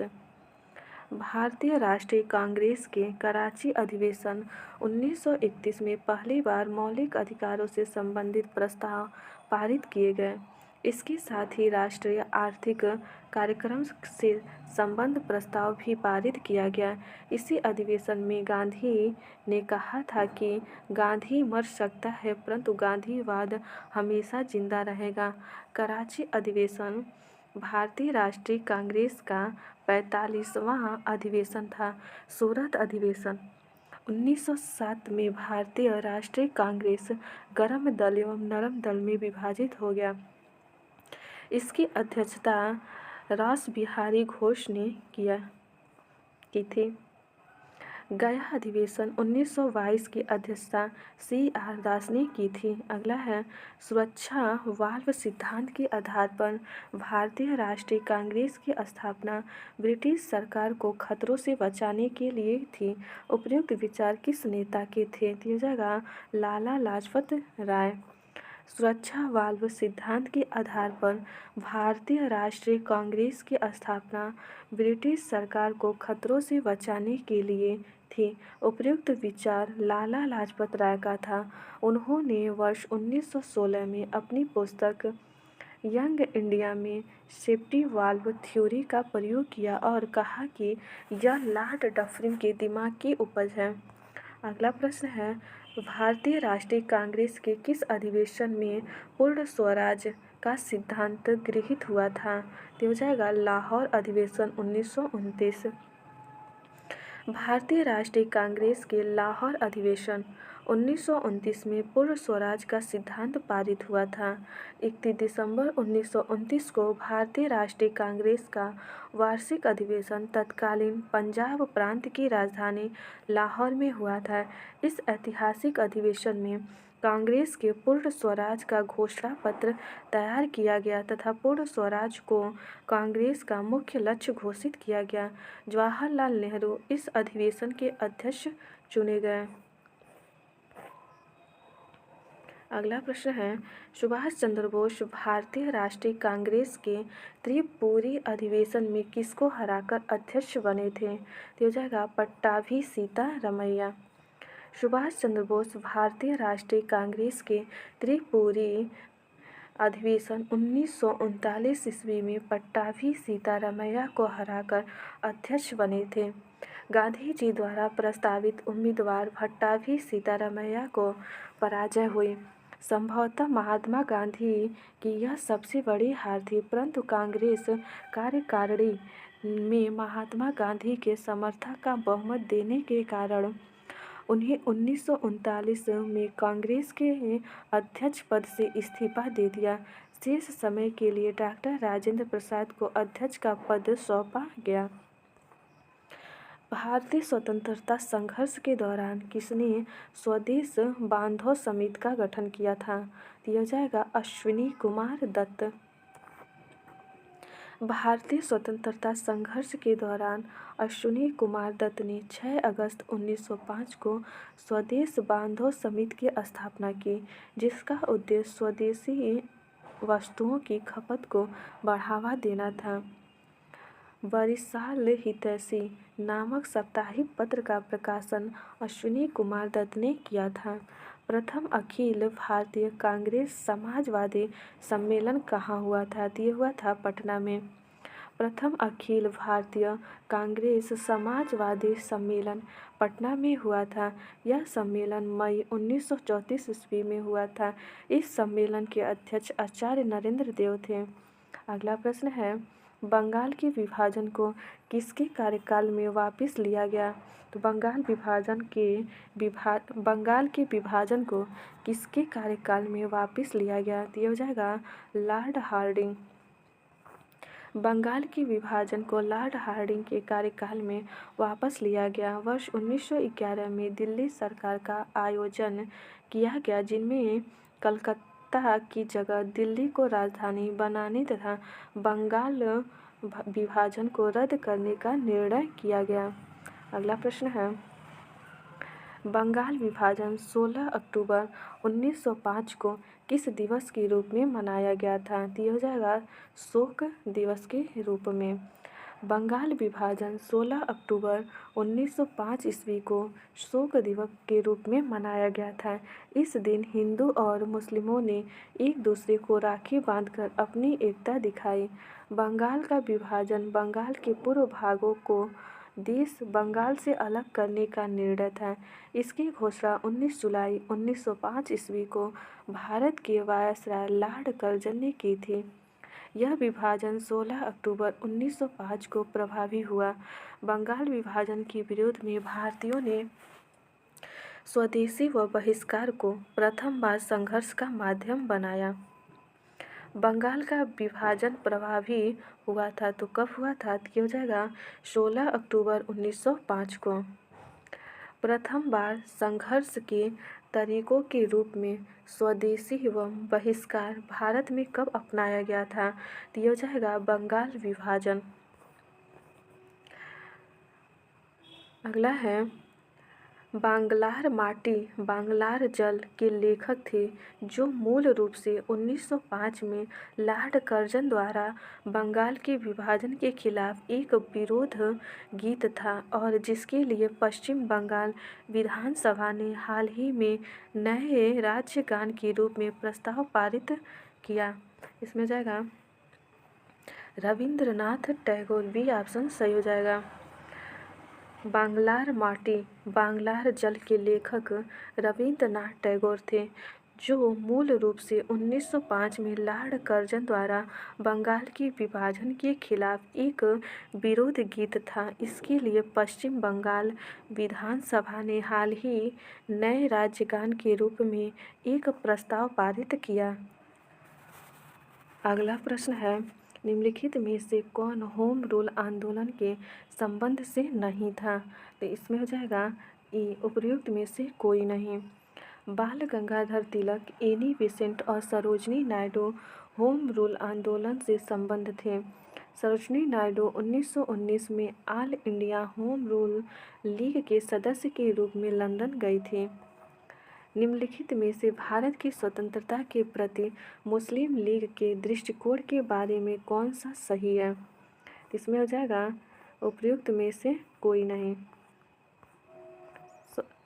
इसमें हो जाएगा उपर्युक्त में से एक से अधिक। डी ऑप्शन सही होगा। आगे है इसकी व्याख्या देखते हैं। भारत की स्वतंत्रता के प्रति मुस्लिम लीग के दृष्टिकोण के संदर्भ में दिए गए प्रश्न में से एक से अधिक विकल्प सत्य हैं। मुस्लिम लीग को क्रिप्स मिशन के प्रावधानों में मुसलमानों के आत्म निर्धारण के सिद्धांत तथा पृथक पाकिस्तान की मांग को स्वीकारा नहीं गया। लॉर्ड वेवेल ने भारत में गतिरोध को हल करने के लिए ब्रिटिश सरकार के प्रस्ताव को भारत की जनता के सामने प्रसारित किया जिसे वेवेल योजना कहा जाता है। मुस्लिम लीग ने वेवेल योजना 1945 को स्वीकृत किया क्योंकि उनकी स्वतंत्र पाकिस्तान की मांग को यह कमज़ोर कर सकती थी। 1946 में मुस्लिम लीग ने कैबिनेट मिशन के प्रस्ताव को अस्वीकार किया तथा इससे खुद को अलग कर लिया और 1946 में सीधी कार्यवाही का सहारा लिया जिसके बाद देश भर में दंगे शुरू हो गए। अगला प्रश्न है ऑल इंडिया मुस्लिम लीग ने किस वर्ष अलग पाकिस्तान की मांग का प्रस्ताव रखा था? तो ये हो जाएगा 23 मार्च 1940। 23 मार्च 1940 को ऑल इंडिया मुस्लिम लीग के लाहौर अधिवेशन में भारत के पृथक पाकिस्तान राज्य की मांग का प्रस्ताव रखा गया। 1915 में होम रूल लीग किसने प्रारंभ की थी? तो ये हो जाएगा एनी बेसेंट। भारत में होम रूल आंदोलन की शुरुआत एनी बेसेंट तथा बाल गंगाधर तिलक के नेतृत्व में शुरू किया गया था। होम रूल आंदोलन आयरलैंड के होम रूल आंदोलन से प्रभावित था। होम रूल आंदोलन के प्रचार प्रसार के लिए तिलक ने अप्रैल 1916 में तथा एनी बेसेंट ने सितंबर 1916 में होम रूल लीग की स्थापना की थी। अगला प्रश्न है मुस्लिम लीग द्वारा किस तिथि को मुक्ति दिवस मनाया गया था? तो हो जाएगा 22 दिसंबर 1939। 22 दिसंबर 1939 को मुस्लिम लीग के अध्यक्ष मोहम्मद अली जिन्ना के नेतृत्व में कई भारतीय मुसलमानों ने मुक्ति दिवस मनाया था। मुस्लिम लीग परिषद ने 16 अगस्त 1946 को प्रत्यक्ष कार्यवाही दिवस के रूप में घोषित किया। अगला प्रश्न है किस स्थान पर वीजी तिलक ने होम रूल लीग की स्थापना 1916 में की थी? तो हो जाएगा पूना। अप्रैल 1916 में बाल गंगाधर तिलक ने बेलगांव पुणे में होम रूल लीग की स्थापना की थी, जबकि एनी बेसेंट ने सितंबर 1916 में मद्रास से होम रूल लीग की शुरुआत की थी। इस आंदोलन का सामान्य उद्देश्य भारत में स्वशासन प्राप्त करना था। तिलक की लीग महाराष्ट्र, कर्नाटक, मध्य प्रांत, बरार में काम करती थी तथा एनी बेसेंट की लीग देश के बाकी हिस्सों में काम करती थी। अगला प्रश्न है, लंदन में सर कर्जन वायली की हत्या किसने की थी? तो ये हो जाएगा मदन लाल धिंगड़ा। क्या हो जाएगा? मदन लाल धिंगड़ा। 1 जुलाई 1909 को लंदन में भारतीय क्रांतिकारी मदन लाल धिंगरा ने कर्जन वायली की हत्या कर दी थी, जो लंदन में इंडिया हाउस के सदस्य थे। 17 अगस्त 1909 को इन्हें पेंट नवीले जेल में फांसी दे दिया गया। उधम सिंह ने मार्च 1940 में लंदन में माइकल ओ डायर की हत्या की थी। किसने या किन्होंने गलती से लेफ्टिनेंट यर्स की हत्या की? दिया जाएगा दामोदर एवं बालकृष्ण। चापेकर बंधुओं दामोदर हरि, बालकृष्ण हरि एवं वासुदेव हरि चापेकर ने 22 जून 1857 को प्लेग समिति के अध्यक्ष रैंड और उनके सहायक लेफ्टिनेंट एयर्स्ट की गोली मारकर हत्या कर दी थी। उल्लेखनीय है कि रैंड ने प्लेग समिति के अध्यक्ष के रूप में भारतीयों पर बहुत अत्याचार किए थे, अतः चापेकर बंधुओं का वास्तविक लक्ष्य रैंड ही था। लेफ्टिनेंट एयर्स्ट की हत्या गलती से हो गई थी। अगला है, देश के बाहर स्वतंत्र भारत की अस्थायी सरकार को संगठित करने में कौन आगे बढ़ा? कौन आगे बढ़ा? इसमें है कौन आगे बढ़ा? इसमें बी ऑप्शन सही हो जाएगा, राजा महेंद्र प्रताप। क्या हो जाएगा? राजा महेंद्र प्रताप। आगे है इसमें, राजा महेंद्र प्रताप ने देश के बाहर स्वतंत्र भारत की अस्थायी सरकार के गठन का प्रयास किया। राजा महेंद्र प्रताप ने 1955 में प्रथम विश्व युद्ध के दौरान अफगानिस्तान में अस्थायी सरकार गठित की, जबकि सुभाष चंद्र बोस ने 21 अक्टूबर 1943 ईस्वी को सिंगापुर में स्वतंत्र भारत की अस्थायी सरकार आज़ाद हिंद सरकार का गठन किया, जिसे जर्मनी व जापान ने अपना समर्थन दिया। अगला प्रश्न है, केंद्रीय विधानसभा में हानि रहित बम किसने फेंके? तो हो जाएगा बटुकेश्वर दत्त। ए ऑप्शन सही हो जाएगा। 8 अप्रैल 1929 ईस्वी को हिंदुस्तान सोशलिस्ट रिपब्लिकन एसोसिएशन के सदस्य भगत सिंह एवं बटुकेश्वर दत्त ने पब्लिक सेफ्टी बिल एवं ट्रेड डिस्प्यूट बिल के विरोध में हानि रहित बम फेंके। अगला है, गदर पार्टी की स्थापना कहाँ पर हुई थी? तो गदर पार्टी की स्थापना संयुक्त राज्य अमेरिका। गदर पार्टी की स्थापना संयुक्त राज्य अमेरिका के सैन फ्रांसिस्को में वर्ष 1913 में अंग्रेजी साम्राज्य को जड़ से उखाड़ फेंकने के उद्देश्य से हुई थी। गदर पार्टी के संस्थापक एवं अध्यक्ष सरदार सोहन सिंह भाकना थे। इसकी स्थापना लाला हरदयाल ने की थी। किसने 1913 में अनुशीलन समिति की एक शाखा की स्थापना पटना में की थी? तो हो जाएगा सचिंद्र नाथ सान्याल। अगला है, अनुशीलन समिति की एक शाखा पटना में सचिंद्र नाथ सान्याल ने वर्ष 1913 में स्थापित की थी। अनुशीलन समिति एक भूमिगत ब्रिटिश विरोधी क्रांतिकारी समिति थी। इसकी स्थापना 1924 मार्च 1902 ईस्वी को प्रथम नाथ मित्रा तथा वारिंद कुमार घोष ने कलकत्ता में की थी। गदर पार्टी से प्रभावित होकर चिश्ती खान एंड डुंडे खान ने निम्नलिखित में से किस स्थान पर विद्रोह किया था? तो ये हो जाएगा सिंगापुर। गदर पार्टी से प्रभावित होकर चिश्ती खान एवं टुंडे खान ने सिंगापुर में विद्रोह किया था। गदर पार्टी का गठन 1913 में किया गया था। इसका मुख्यालय सैन फ्रांसिस्को में बनाया गया। सोहन भगत सिंह भाखना इसके संस्थापक अध्यक्ष थे। किस वर्ष मुजफ्फरपुर बम कांड की घटना घटी? तो किस वर्ष हुई थी? हो जाएगा 1908। मुजफ्फरपुर बम कांड की घटना 30 अप्रैल 1908 ईस्वी को बिहार के मुजफ्फर में घटी थी।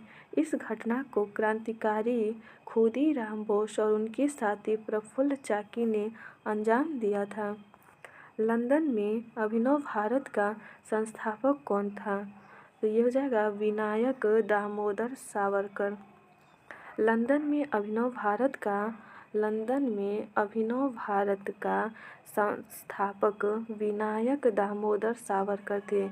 इन्होंने अपने भाई गणेश दामोदर सावरकर के साथ मिलकर वर्ष 1904 में भारत में इसकी स्थापना की थी। ध्यातव्य है कि विनायक सावरकर और गणेश सावरकर ने 1899 में नासिक में एक क्रांतिकारी संस्था मित्र मेला की शुरुआत की थी, जो आगे चलकर अभिनव भारत के रूप में स्थापित हुई।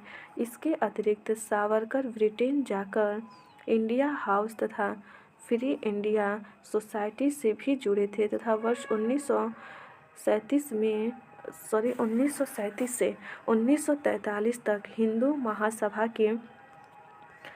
महासभा के अध्यक्ष भी थे।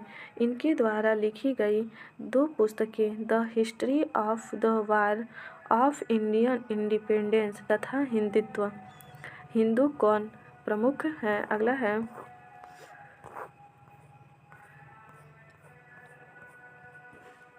विदेश में भारतीय राष्ट्रीय ध्वज प्रथम बार किसने फहराया था? तो हो जाएगा मैडम बीकाजी कामा। क्या हो जाएगा?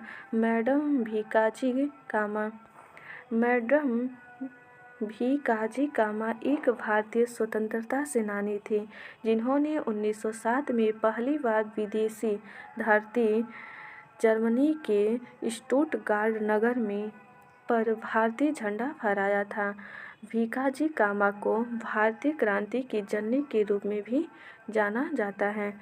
किस षड्यंत्र के मामले में 3 अंग्रेजों को साजिश करने के लिए कारागार में अवरुद्ध किया गया था? यह हो जाएगा मेरठ षड्यंत्र मामला। मेरठ षड्यंत्र केस के अंतर्गत 3 ब्रिटिश नागरिक Philip Spratt, Ben Bradley, Chester Hutchinson को गिरफ्तार कर मुकदमा चलाया गया। इस केस में फंसे अभियुक्तों को बचाने के लिए जवाहरलाल नेहरू, M.A. अंसारी, K.N.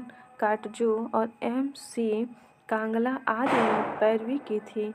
अगला प्रश्न है जलियांवाला बाग कांड के दौरान भारत का वायसराय कौन था?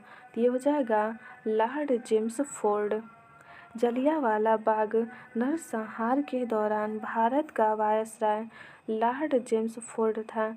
इसका कार्यकाल 1916 से 1921 तक था। इसके काल में ही 1917 में शिक्षा पर सैडलर आयोग तथा 1919 में रोलेट एक्ट पारित हुआ, जिसके विरोध के परिणाम स्वरूप जलियांवाला बाग नरसंहार घटित हुआ। अगला प्रश्न है किस मुस्लिम स्वतंत्रता सेनानी को भाईचारा एवं एकता दर्शाने हेतु गोल्डन टेम्पल की चाबियां सौंपी की गई थी? दिया हो जाएगा सैफुद्दीन किचलू। आगे है इसमें खिलाफत आंदोलन के दौरान 1924 ईस्वी में देश में भाईचारा एवं राष्ट्रीय एकता प्रदर्शित करने के लिए आर्य समाजी नेता स्वामी श्रद्धानंद को दिल्ली के जामा मस्जिद के व्यासपीठ से उपदेश देने के लिए कहा गया एवं एक मुस्लिम नेता डॉक्टर सैफुद्दीन किचलू को अमृतसर के स्वर्ण मंदिर की चाबियां दी गईं। अगला प्रश्न है, निम्नलिखित में से कौन से आंदोलन M.K. गांधी द्वारा शुरू किया गया था? तो कौन सा आंदोलन गांधी द्वारा शुरू किया गया था? तो उपयुक्त में से एक से अधिक। असहयोग आंदोलन 1920-1922 तथा भारत छोड़ो आंदोलन 1942-1944 महात्मा गांधी द्वारा शुरू किए गए जन आंदोलन थे, जबकि स्वदेशी आंदोलन 1905 में बंगाल विभाजन के विरुद्ध शुरू किया गया था। इस आंदोलन का विचार सर्वप्रथम कृष्ण कुमार मित्र द्वारा अपने पत्र संजीवनी में 1905 में प्रस्तुत किया गया था। अगला प्रश्न है, असहयोग आंदोलन को निलंबित किया गया था? दिया जाएगा 1922। असहयोग आंदोलन को चौरी चौरा कांड के पश्चात वर्ष 1922 में निलंबित किया गया था। चौरी चौरा उत्तर प्रदेश में गोरखपुर के निकट एक कस्बा है। इस घटना में 22 पुलिस कर्मियों सहित 23 लोगों को जिंदा जलाकर मार दिए गए थे। निम्नलिखित में से असहयोग आंदोलन में भाग लेने वाले खेतिहरों की प्रमुख मांग कौन सी थी? दिया जाएगा उपयुक्त में से एक से अधिक। असहयोग आंदोलन में भाग लेने वाले किसानों की प्रमुख मांग राजस्व में कमी करना, बेगारी का उन्मूलन करना तथा जमींदारों का बहिष्कार किया जाना था। आदिवासी खेतिहरों ने वन क्षेत्रों में अपने पशुओं को चराने, ईंधन की लकड़ी तथा फल इकट्ठा करने हेतु वनों में प्रवेश की अनुमति की मांग की। अगला प्रश्न है, प्रथम गोलमेज सम्मेलन के समय भारत का गवर्नर जनरल था? तो कौन था? तो लॉर्ड इरविन।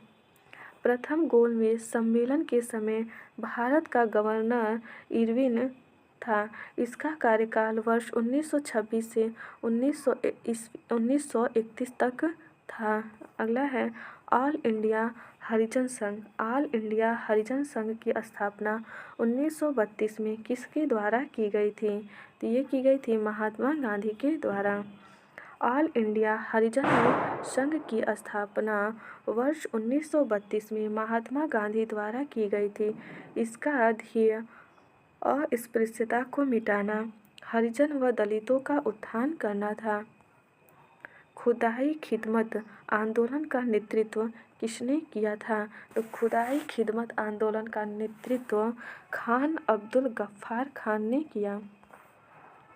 खुदाई खिदमतगार आंदोलन उत्तर पश्चिम सीमांत प्रांत में पश्तून स्वतंत्रता सेनानी अब्दुल गफ्फार खान के नेतृत्व में भारतीय उपमहाद्वीप पर ब्रिटिश कब्जे के खिलाफ एक अहिंसक आंदोलन था।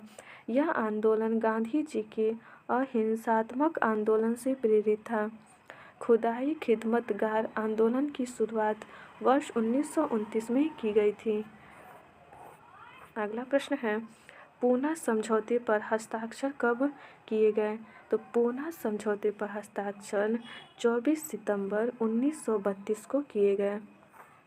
पूना समझौता राजगोपालाचारी, जयकर, तेज बहादुर, घनश्याम दास बिड़ला इत्यादि नेताओं के प्रयासों से 24 सितंबर 1932 को महात्मा गांधी और दलित नेता अंबेडकर के बीच हुआ, जिसे पूना समझौता के नाम से जाना जाता है। इस समझौता के तहत अंबेडकर ने पृथक निर्वाचन मंडल को छोड़ दिया था और उन्हें विधान मंडल के अंदर हिंदुओं के अंतर्गत ही स्थानों का आरक्षण प्रदान किया गया था। पूना पैक्ट का उद्देश्य दलित वर्ग को राजनीतिक प्रतिनिधित्व प्रदान करना था। अगला है,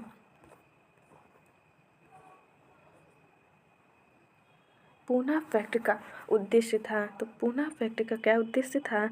तो दलित वर्ग का राजनीतिक प्रतिनिधित्व करना। साइमन कमीशन के गठन की घोषणा कब की गई थी? ये की गई थी 8 दिसंबर 1927 को। 8 दिसंबर 1927 को ब्रिटिश संसद द्वारा भारत में संवैधानिक सुधारों की दशा दिशा पर विचार करने हेतु जॉन साइमन की अध्यक्षता में 7 सदस्यीय आयोग के गठन की घोषणा की गई, जिसके सभी सदस्य अंग्रेज थे। साइमन कमीशन का भारत में भारी विरोध हुआ। 5 मार्च 1931 को कौन सी महत्वपूर्ण घटना हुई थी? तो 5 मार्च 1931 को कौन सी घटना हुई थी? तो इसमें हुआ था गांधी इरविन समझौता। इसकी व्याख्या देखते हैं। ऐतिहासिक गांधी इरविन समझौता 5 मार्च 1931 को महात्मा गांधी और तत्कालीन वायसराय लॉर्ड इरविन के बीच संपन्न हुआ। कुछ महत्वपूर्ण समझौते निम्नवत हैं। हिंसा के आरोपियों को छोड़कर सबको रिहा किया जाएगा। भारतीयों को नमक बनाने का अधिकार। कांग्रेस दूसरे गोलमेज सम्मेलन में भाग लेगी। कांग्रेस ब्रिटिश सामान का बहिष्कार नहीं करेगी। सविनय अवज्ञा आंदोलन स्थगित किया जाएगा। अगला प्रश्न है, कौन सी घटना सबसे पहले हुई थी? तो सबसे पहले घटना इसमें से हुआ था क्रिप्स मिशन का आगमन।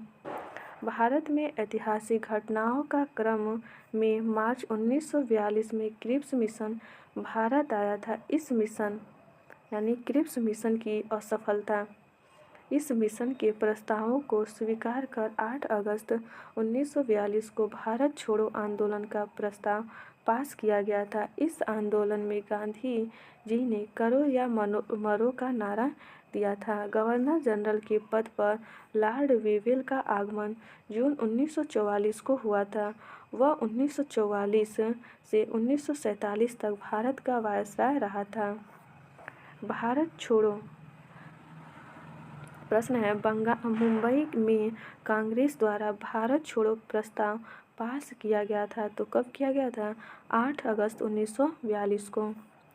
निम्नलिखित में से भारत छोड़ो आंदोलन 1942 का मुख्य कारण क्या था? तो क्रिप्स मिशन की असफलता।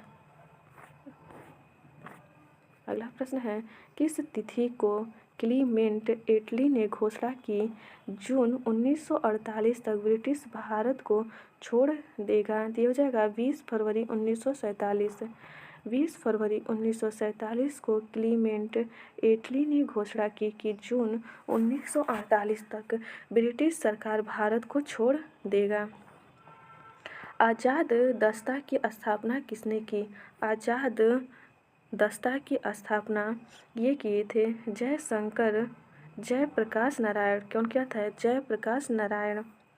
आज़ाद दस्ता एक क्रांतिकारी संगठन था जिसकी स्थापना 1942 में भारत छोड़ो आंदोलन के दौरान जयप्रकाश नारायण ने की थी।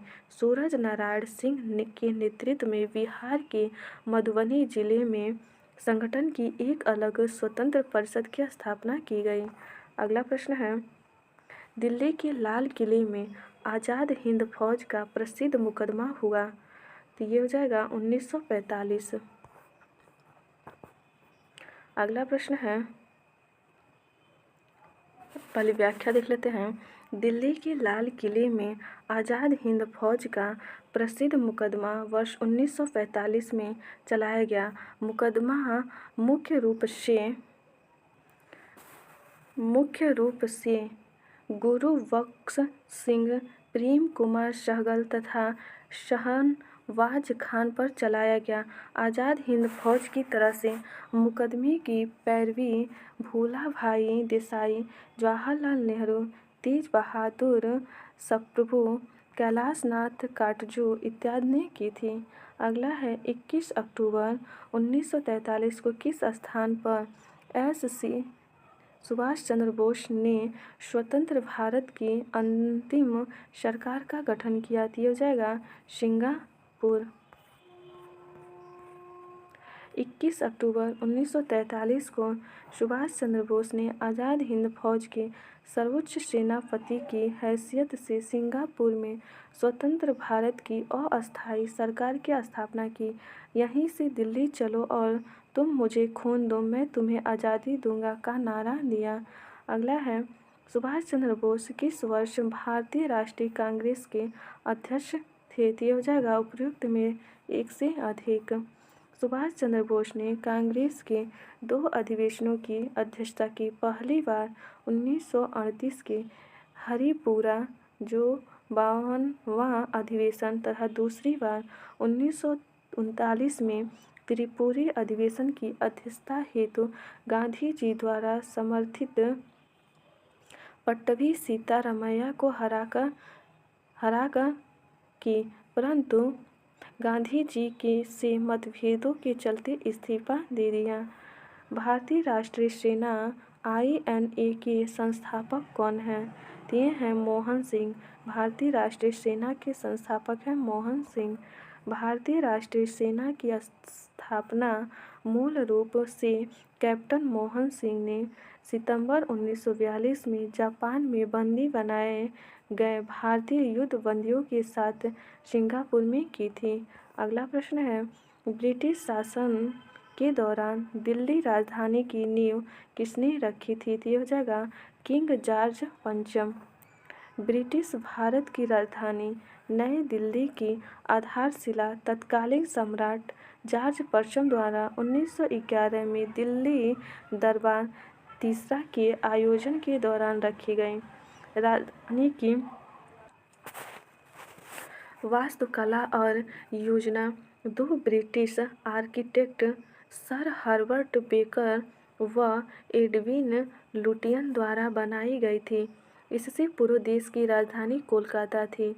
अगला प्रश्न है, मोठी मन कमेटी को किसकी कार्यप्रणाली पर रिपोर्ट देने के लिए नियुक्त किया गया था? तो ये हो जाएगा द्वैत प्रणाली। क्या हो जाएगा? द्वैत प्रणाली।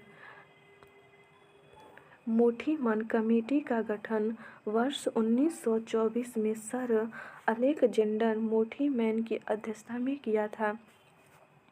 इसका गठन भारत की स्वतंत्रता के मुद्दे पर चर्चा करने के लिए किया गया था तथा इसका उपयोग भारत और ब्रिटेन दोनों के सह शासन या द्वैध शासन के मुद्दे की जांच के लिए किया गया था।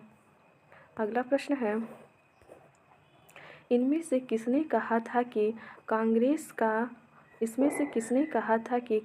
का महल लड़खड़ा रहा है और भारत में रहते हुए मेरी एक बड़ी महत्वाकांक्षा यह है कि शांति के साथ इसे मरने में सहयोग दे सकूं? तो हो जाएगा कर्जन।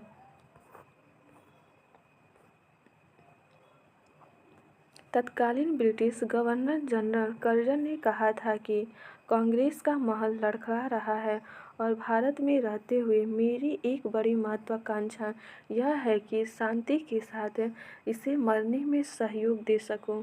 कर्जन का कार्यकाल 1899 से 1905 तक रहा है। लॉर्ड लिटन निम्नलिखित में से किससे संबंधित नहीं है? तो ये हो जाएगा एल्बर्ट व्हील। लॉर्ड लिटन का संबंध एल्बर्ट व्हील से नहीं है। एल्बर्ट व्हील 1883 में प्रस्तावित एक विवादास्पद विधेयक था जिसमें वरिष्ठ भारतीय न्यायाधीशों को यूरोपीय अपराधियों की सुनवाई करने की अनुमति देने की मांग की गई थी। पहले केवल यूरोपीय न्यायाधीश ही यूरोपीय अपराधियों की सुनवाई कर सकते थे। व्हील को तत्कालीन वायसराय लॉर्ड रिपन ने पेश किया था। लॉर्ड लिटन के समय में वर्ष 1978 में सर रिचर्ड स्ट्रैची की अध्यक्षता में अकाल आयोग का गठन किया गया। 1878 ईस्वी में ही शस्त्र अधिनियम तथा वर्नाक्यूलर प्रेस एक्ट पारित हुआ। अगला प्रश्न है, भारत सरकार अधिनियम 1935 को किसने गुलामी का चार्टर बताया? तो किसने बताया है? ये हो जाएगा उपयुक्त में से कोई नहीं। भारत शासन अधिनियम 1935 को दासता या गुलामी का चार्टर जवाहरलाल नेहरू ने कहा था। इसके साथ ही उन्होंने इसे एक कार जिसमें ब्रेक तो है पर इंजन नहीं भी कहा था। जिन्ना ने इस एक्ट को पूर्णतः सड़ा हुआ मूल रूप से बुरा कहकर पूर्णतः अस्वीकार कर दिया था। इसी एक्ट द्वारा वर्मा को भारत से अलग कर दिया गया। अगला प्रश्न है, लॉर्ड मेयो के 1870 के संकल्प के बारे में निम्नलिखित में से कौन से कथन सही हैं? तो इसमें पढ़ लेते हैं। इसमें डी ऑप्शन दिया हुआ है, तो कौन कौन से सही हैं? तो केंद्रीय और प्रांतीय वित्त को विभाजित करने वाला यह पहला कदम था। प्रांतीय सरकारों को कुछ सेवाएं प्रशासित करने का अधिकार दिया गया था। इसमें मौजूदा असमानता को सुधारने का प्रयास किया गया। इसने प्रांतों की वास्तविक आवश्यकताओं पर ध्यान केंद्रित किया था। चार्ट इसमें डी ऑप्शन सही है। आगे है,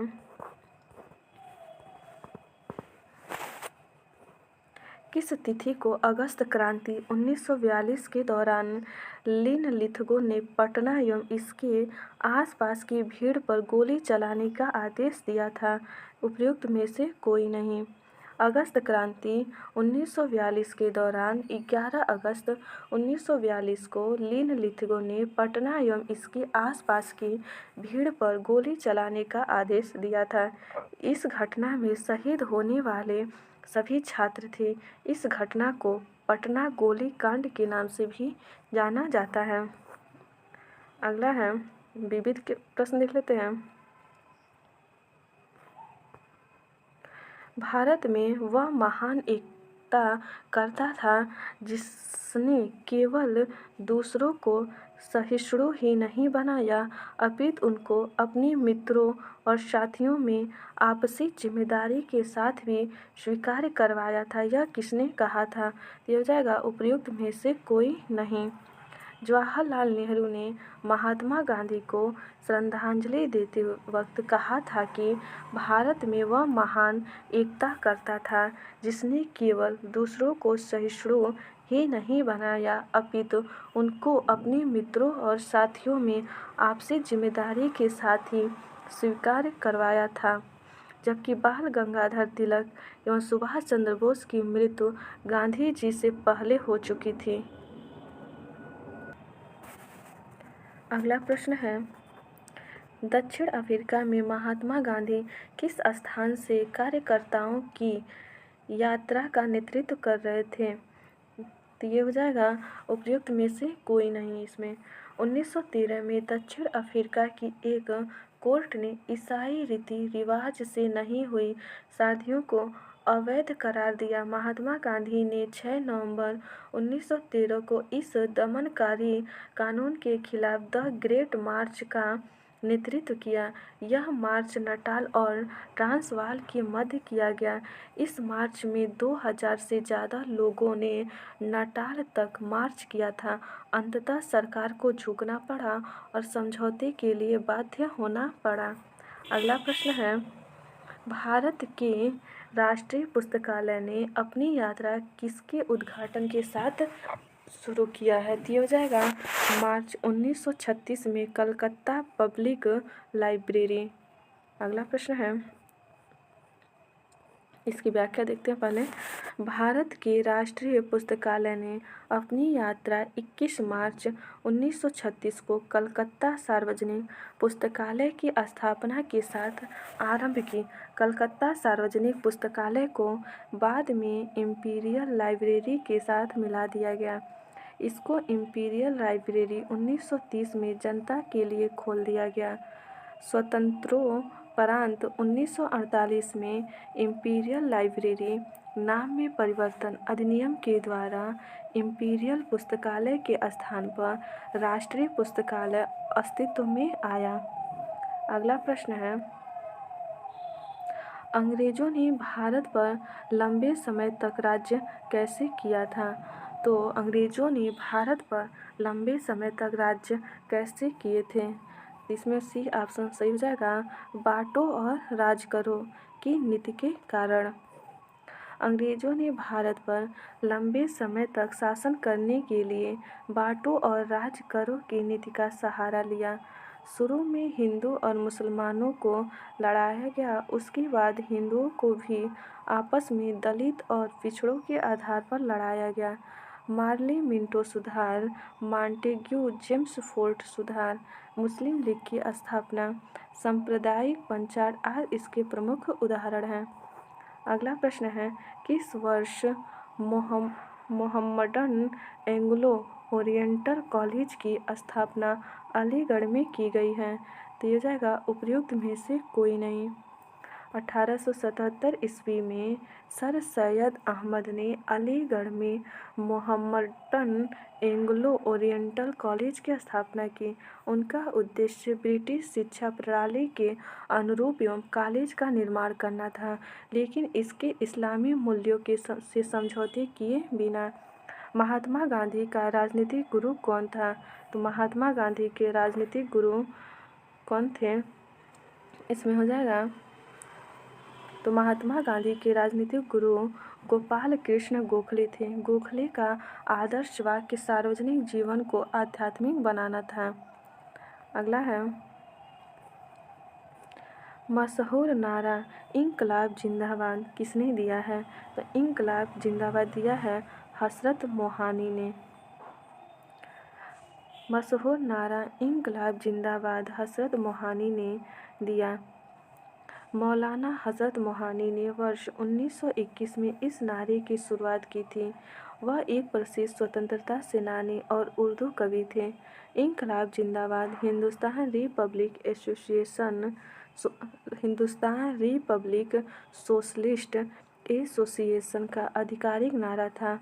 वर्ष 1929 में केंद्रीय असेंबली में बम फेंकते समय भगत सिंह और वीके दत्त द्वारा इंकलाब जिंदाबाद का नारा लगाया था।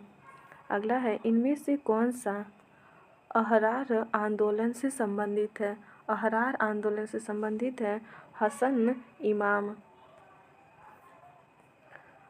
अहरार आंदोलन की स्थापना 1910 में की गई थी। इनका नेतृत्व मौलाना मोहम्मद अली, हकीम अजमल खान, हसन इमाम और मजहर उल हक ने किया था। अहरार आंदोलन के नेता लखनऊ समझौते 1916 के खिलाफ थे। 1953 में राज्य पुनर्गठन आयोग का गठन किसकी अध्यक्षता में हुआ था? तो ये हुआ था सर फजल अली के अध्यक्षता में। आगे है, राज्य पुनर्गठन आयोग की स्थापना फजल अली की अध्यक्षता में दिसंबर 1953 में की गई थी। के.एम. पर्रिकर और एच.एन.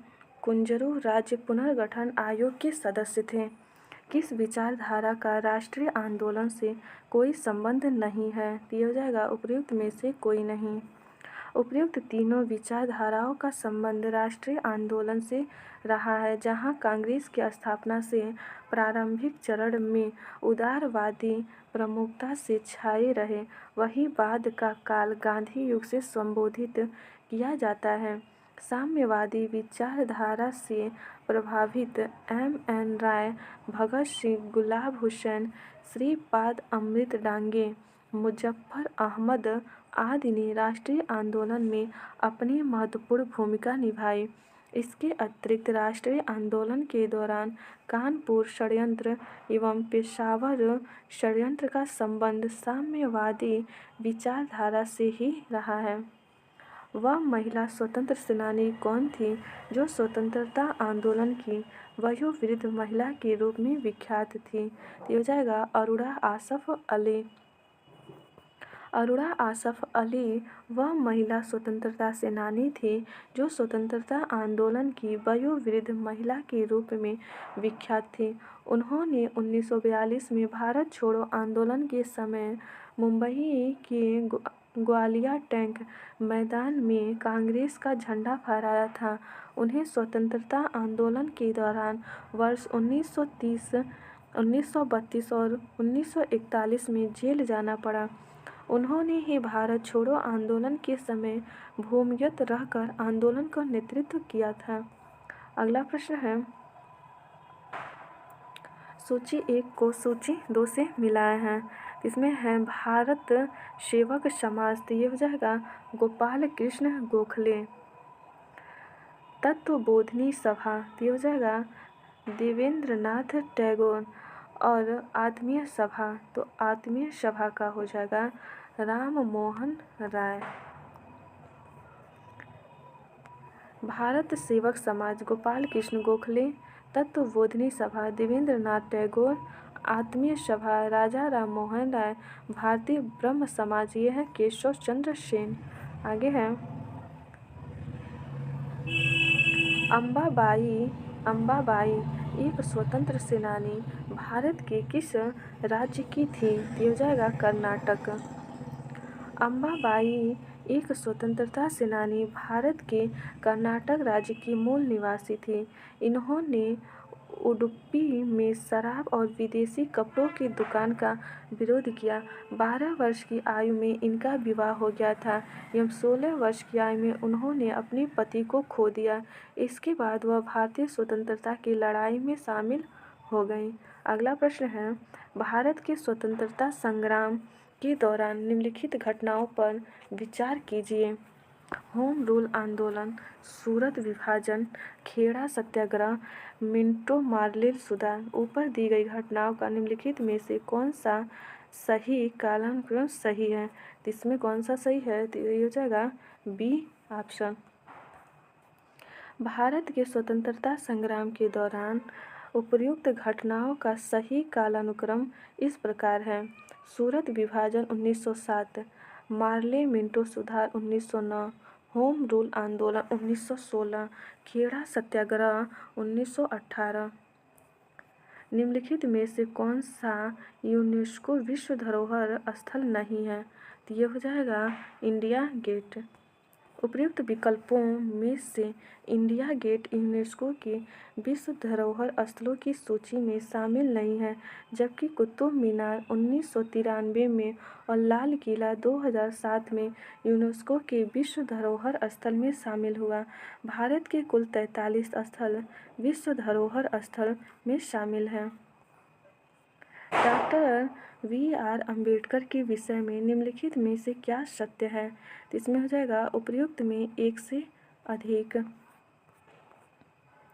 डॉक्टर भीमराव अम्बेडकर का जन्म 14 अप्रैल 1891 को महू, जो मध्य प्रदेश में है, में हुआ था। इनके पिता का नाम रामजी मालोजी सकपाल और माता का नाम भीमाबाई था। अम्बेडकर ने मूकनायक का प्रकाशन किया था। इन्होंने बहिष्कृत हितकारिणी सभा की स्थापना की। बी.आर. अम्बेडकर का देहांत 1956 ईस्वी में नई दिल्ली में हुआ था। उपर्युक्त में से एक से अधिक उत्तर सही हैं। अगला प्रश्न है, एक तरफ नारों के नाम है और उसी से संबंधित दल हैं। इसमें देख लेते हैं इसका आंसर। गरीबी हटाओ, तो गरीबी हटाओ इंदिरा कांग्रेस, लोकतंत्र बचाओ जनता दल, जोतने वालों की भूमि वाम मोर्चा और तेलुगुओं के स्वाभिमान की रक्षा एन.टी. रामा राव। अगला प्रश्न है, 1938 में किसकी अध्यक्षता में राष्ट्रीय योजना समिति की स्थापना की गई थी? तो हो जाएगा जवाहरलाल नेहरू। 1938 में जवाहरलाल नेहरू की अध्यक्षता में राष्ट्रीय योजना समिति की स्थापना की गई थी। राष्ट्रीय योजना समिति की स्थापना सुभाष चंद्र बोस की पहल पर की गई थी। इसके स्थापना से ही स्वतंत्रता के लिए राष्ट्रीय संघर्ष में वाम राजनीति के प्रभाव का समावेश हुआ। अगला प्रश्न है, इतिहास के जितने भी प्रश्न थे वे समाप्त हो गए हैं। इसके आगे भूगोल के प्रश्न हैं, जिसे मैं अगली वीडियो में पढ़ाऊंगी। यदि ये वीडियो आप लोगों को अच्छी लगी हो तो प्लीज़ लाइक एंड सब्सक्राइब ज़रूर कीजिएगा। धन्यवाद दोस्तों।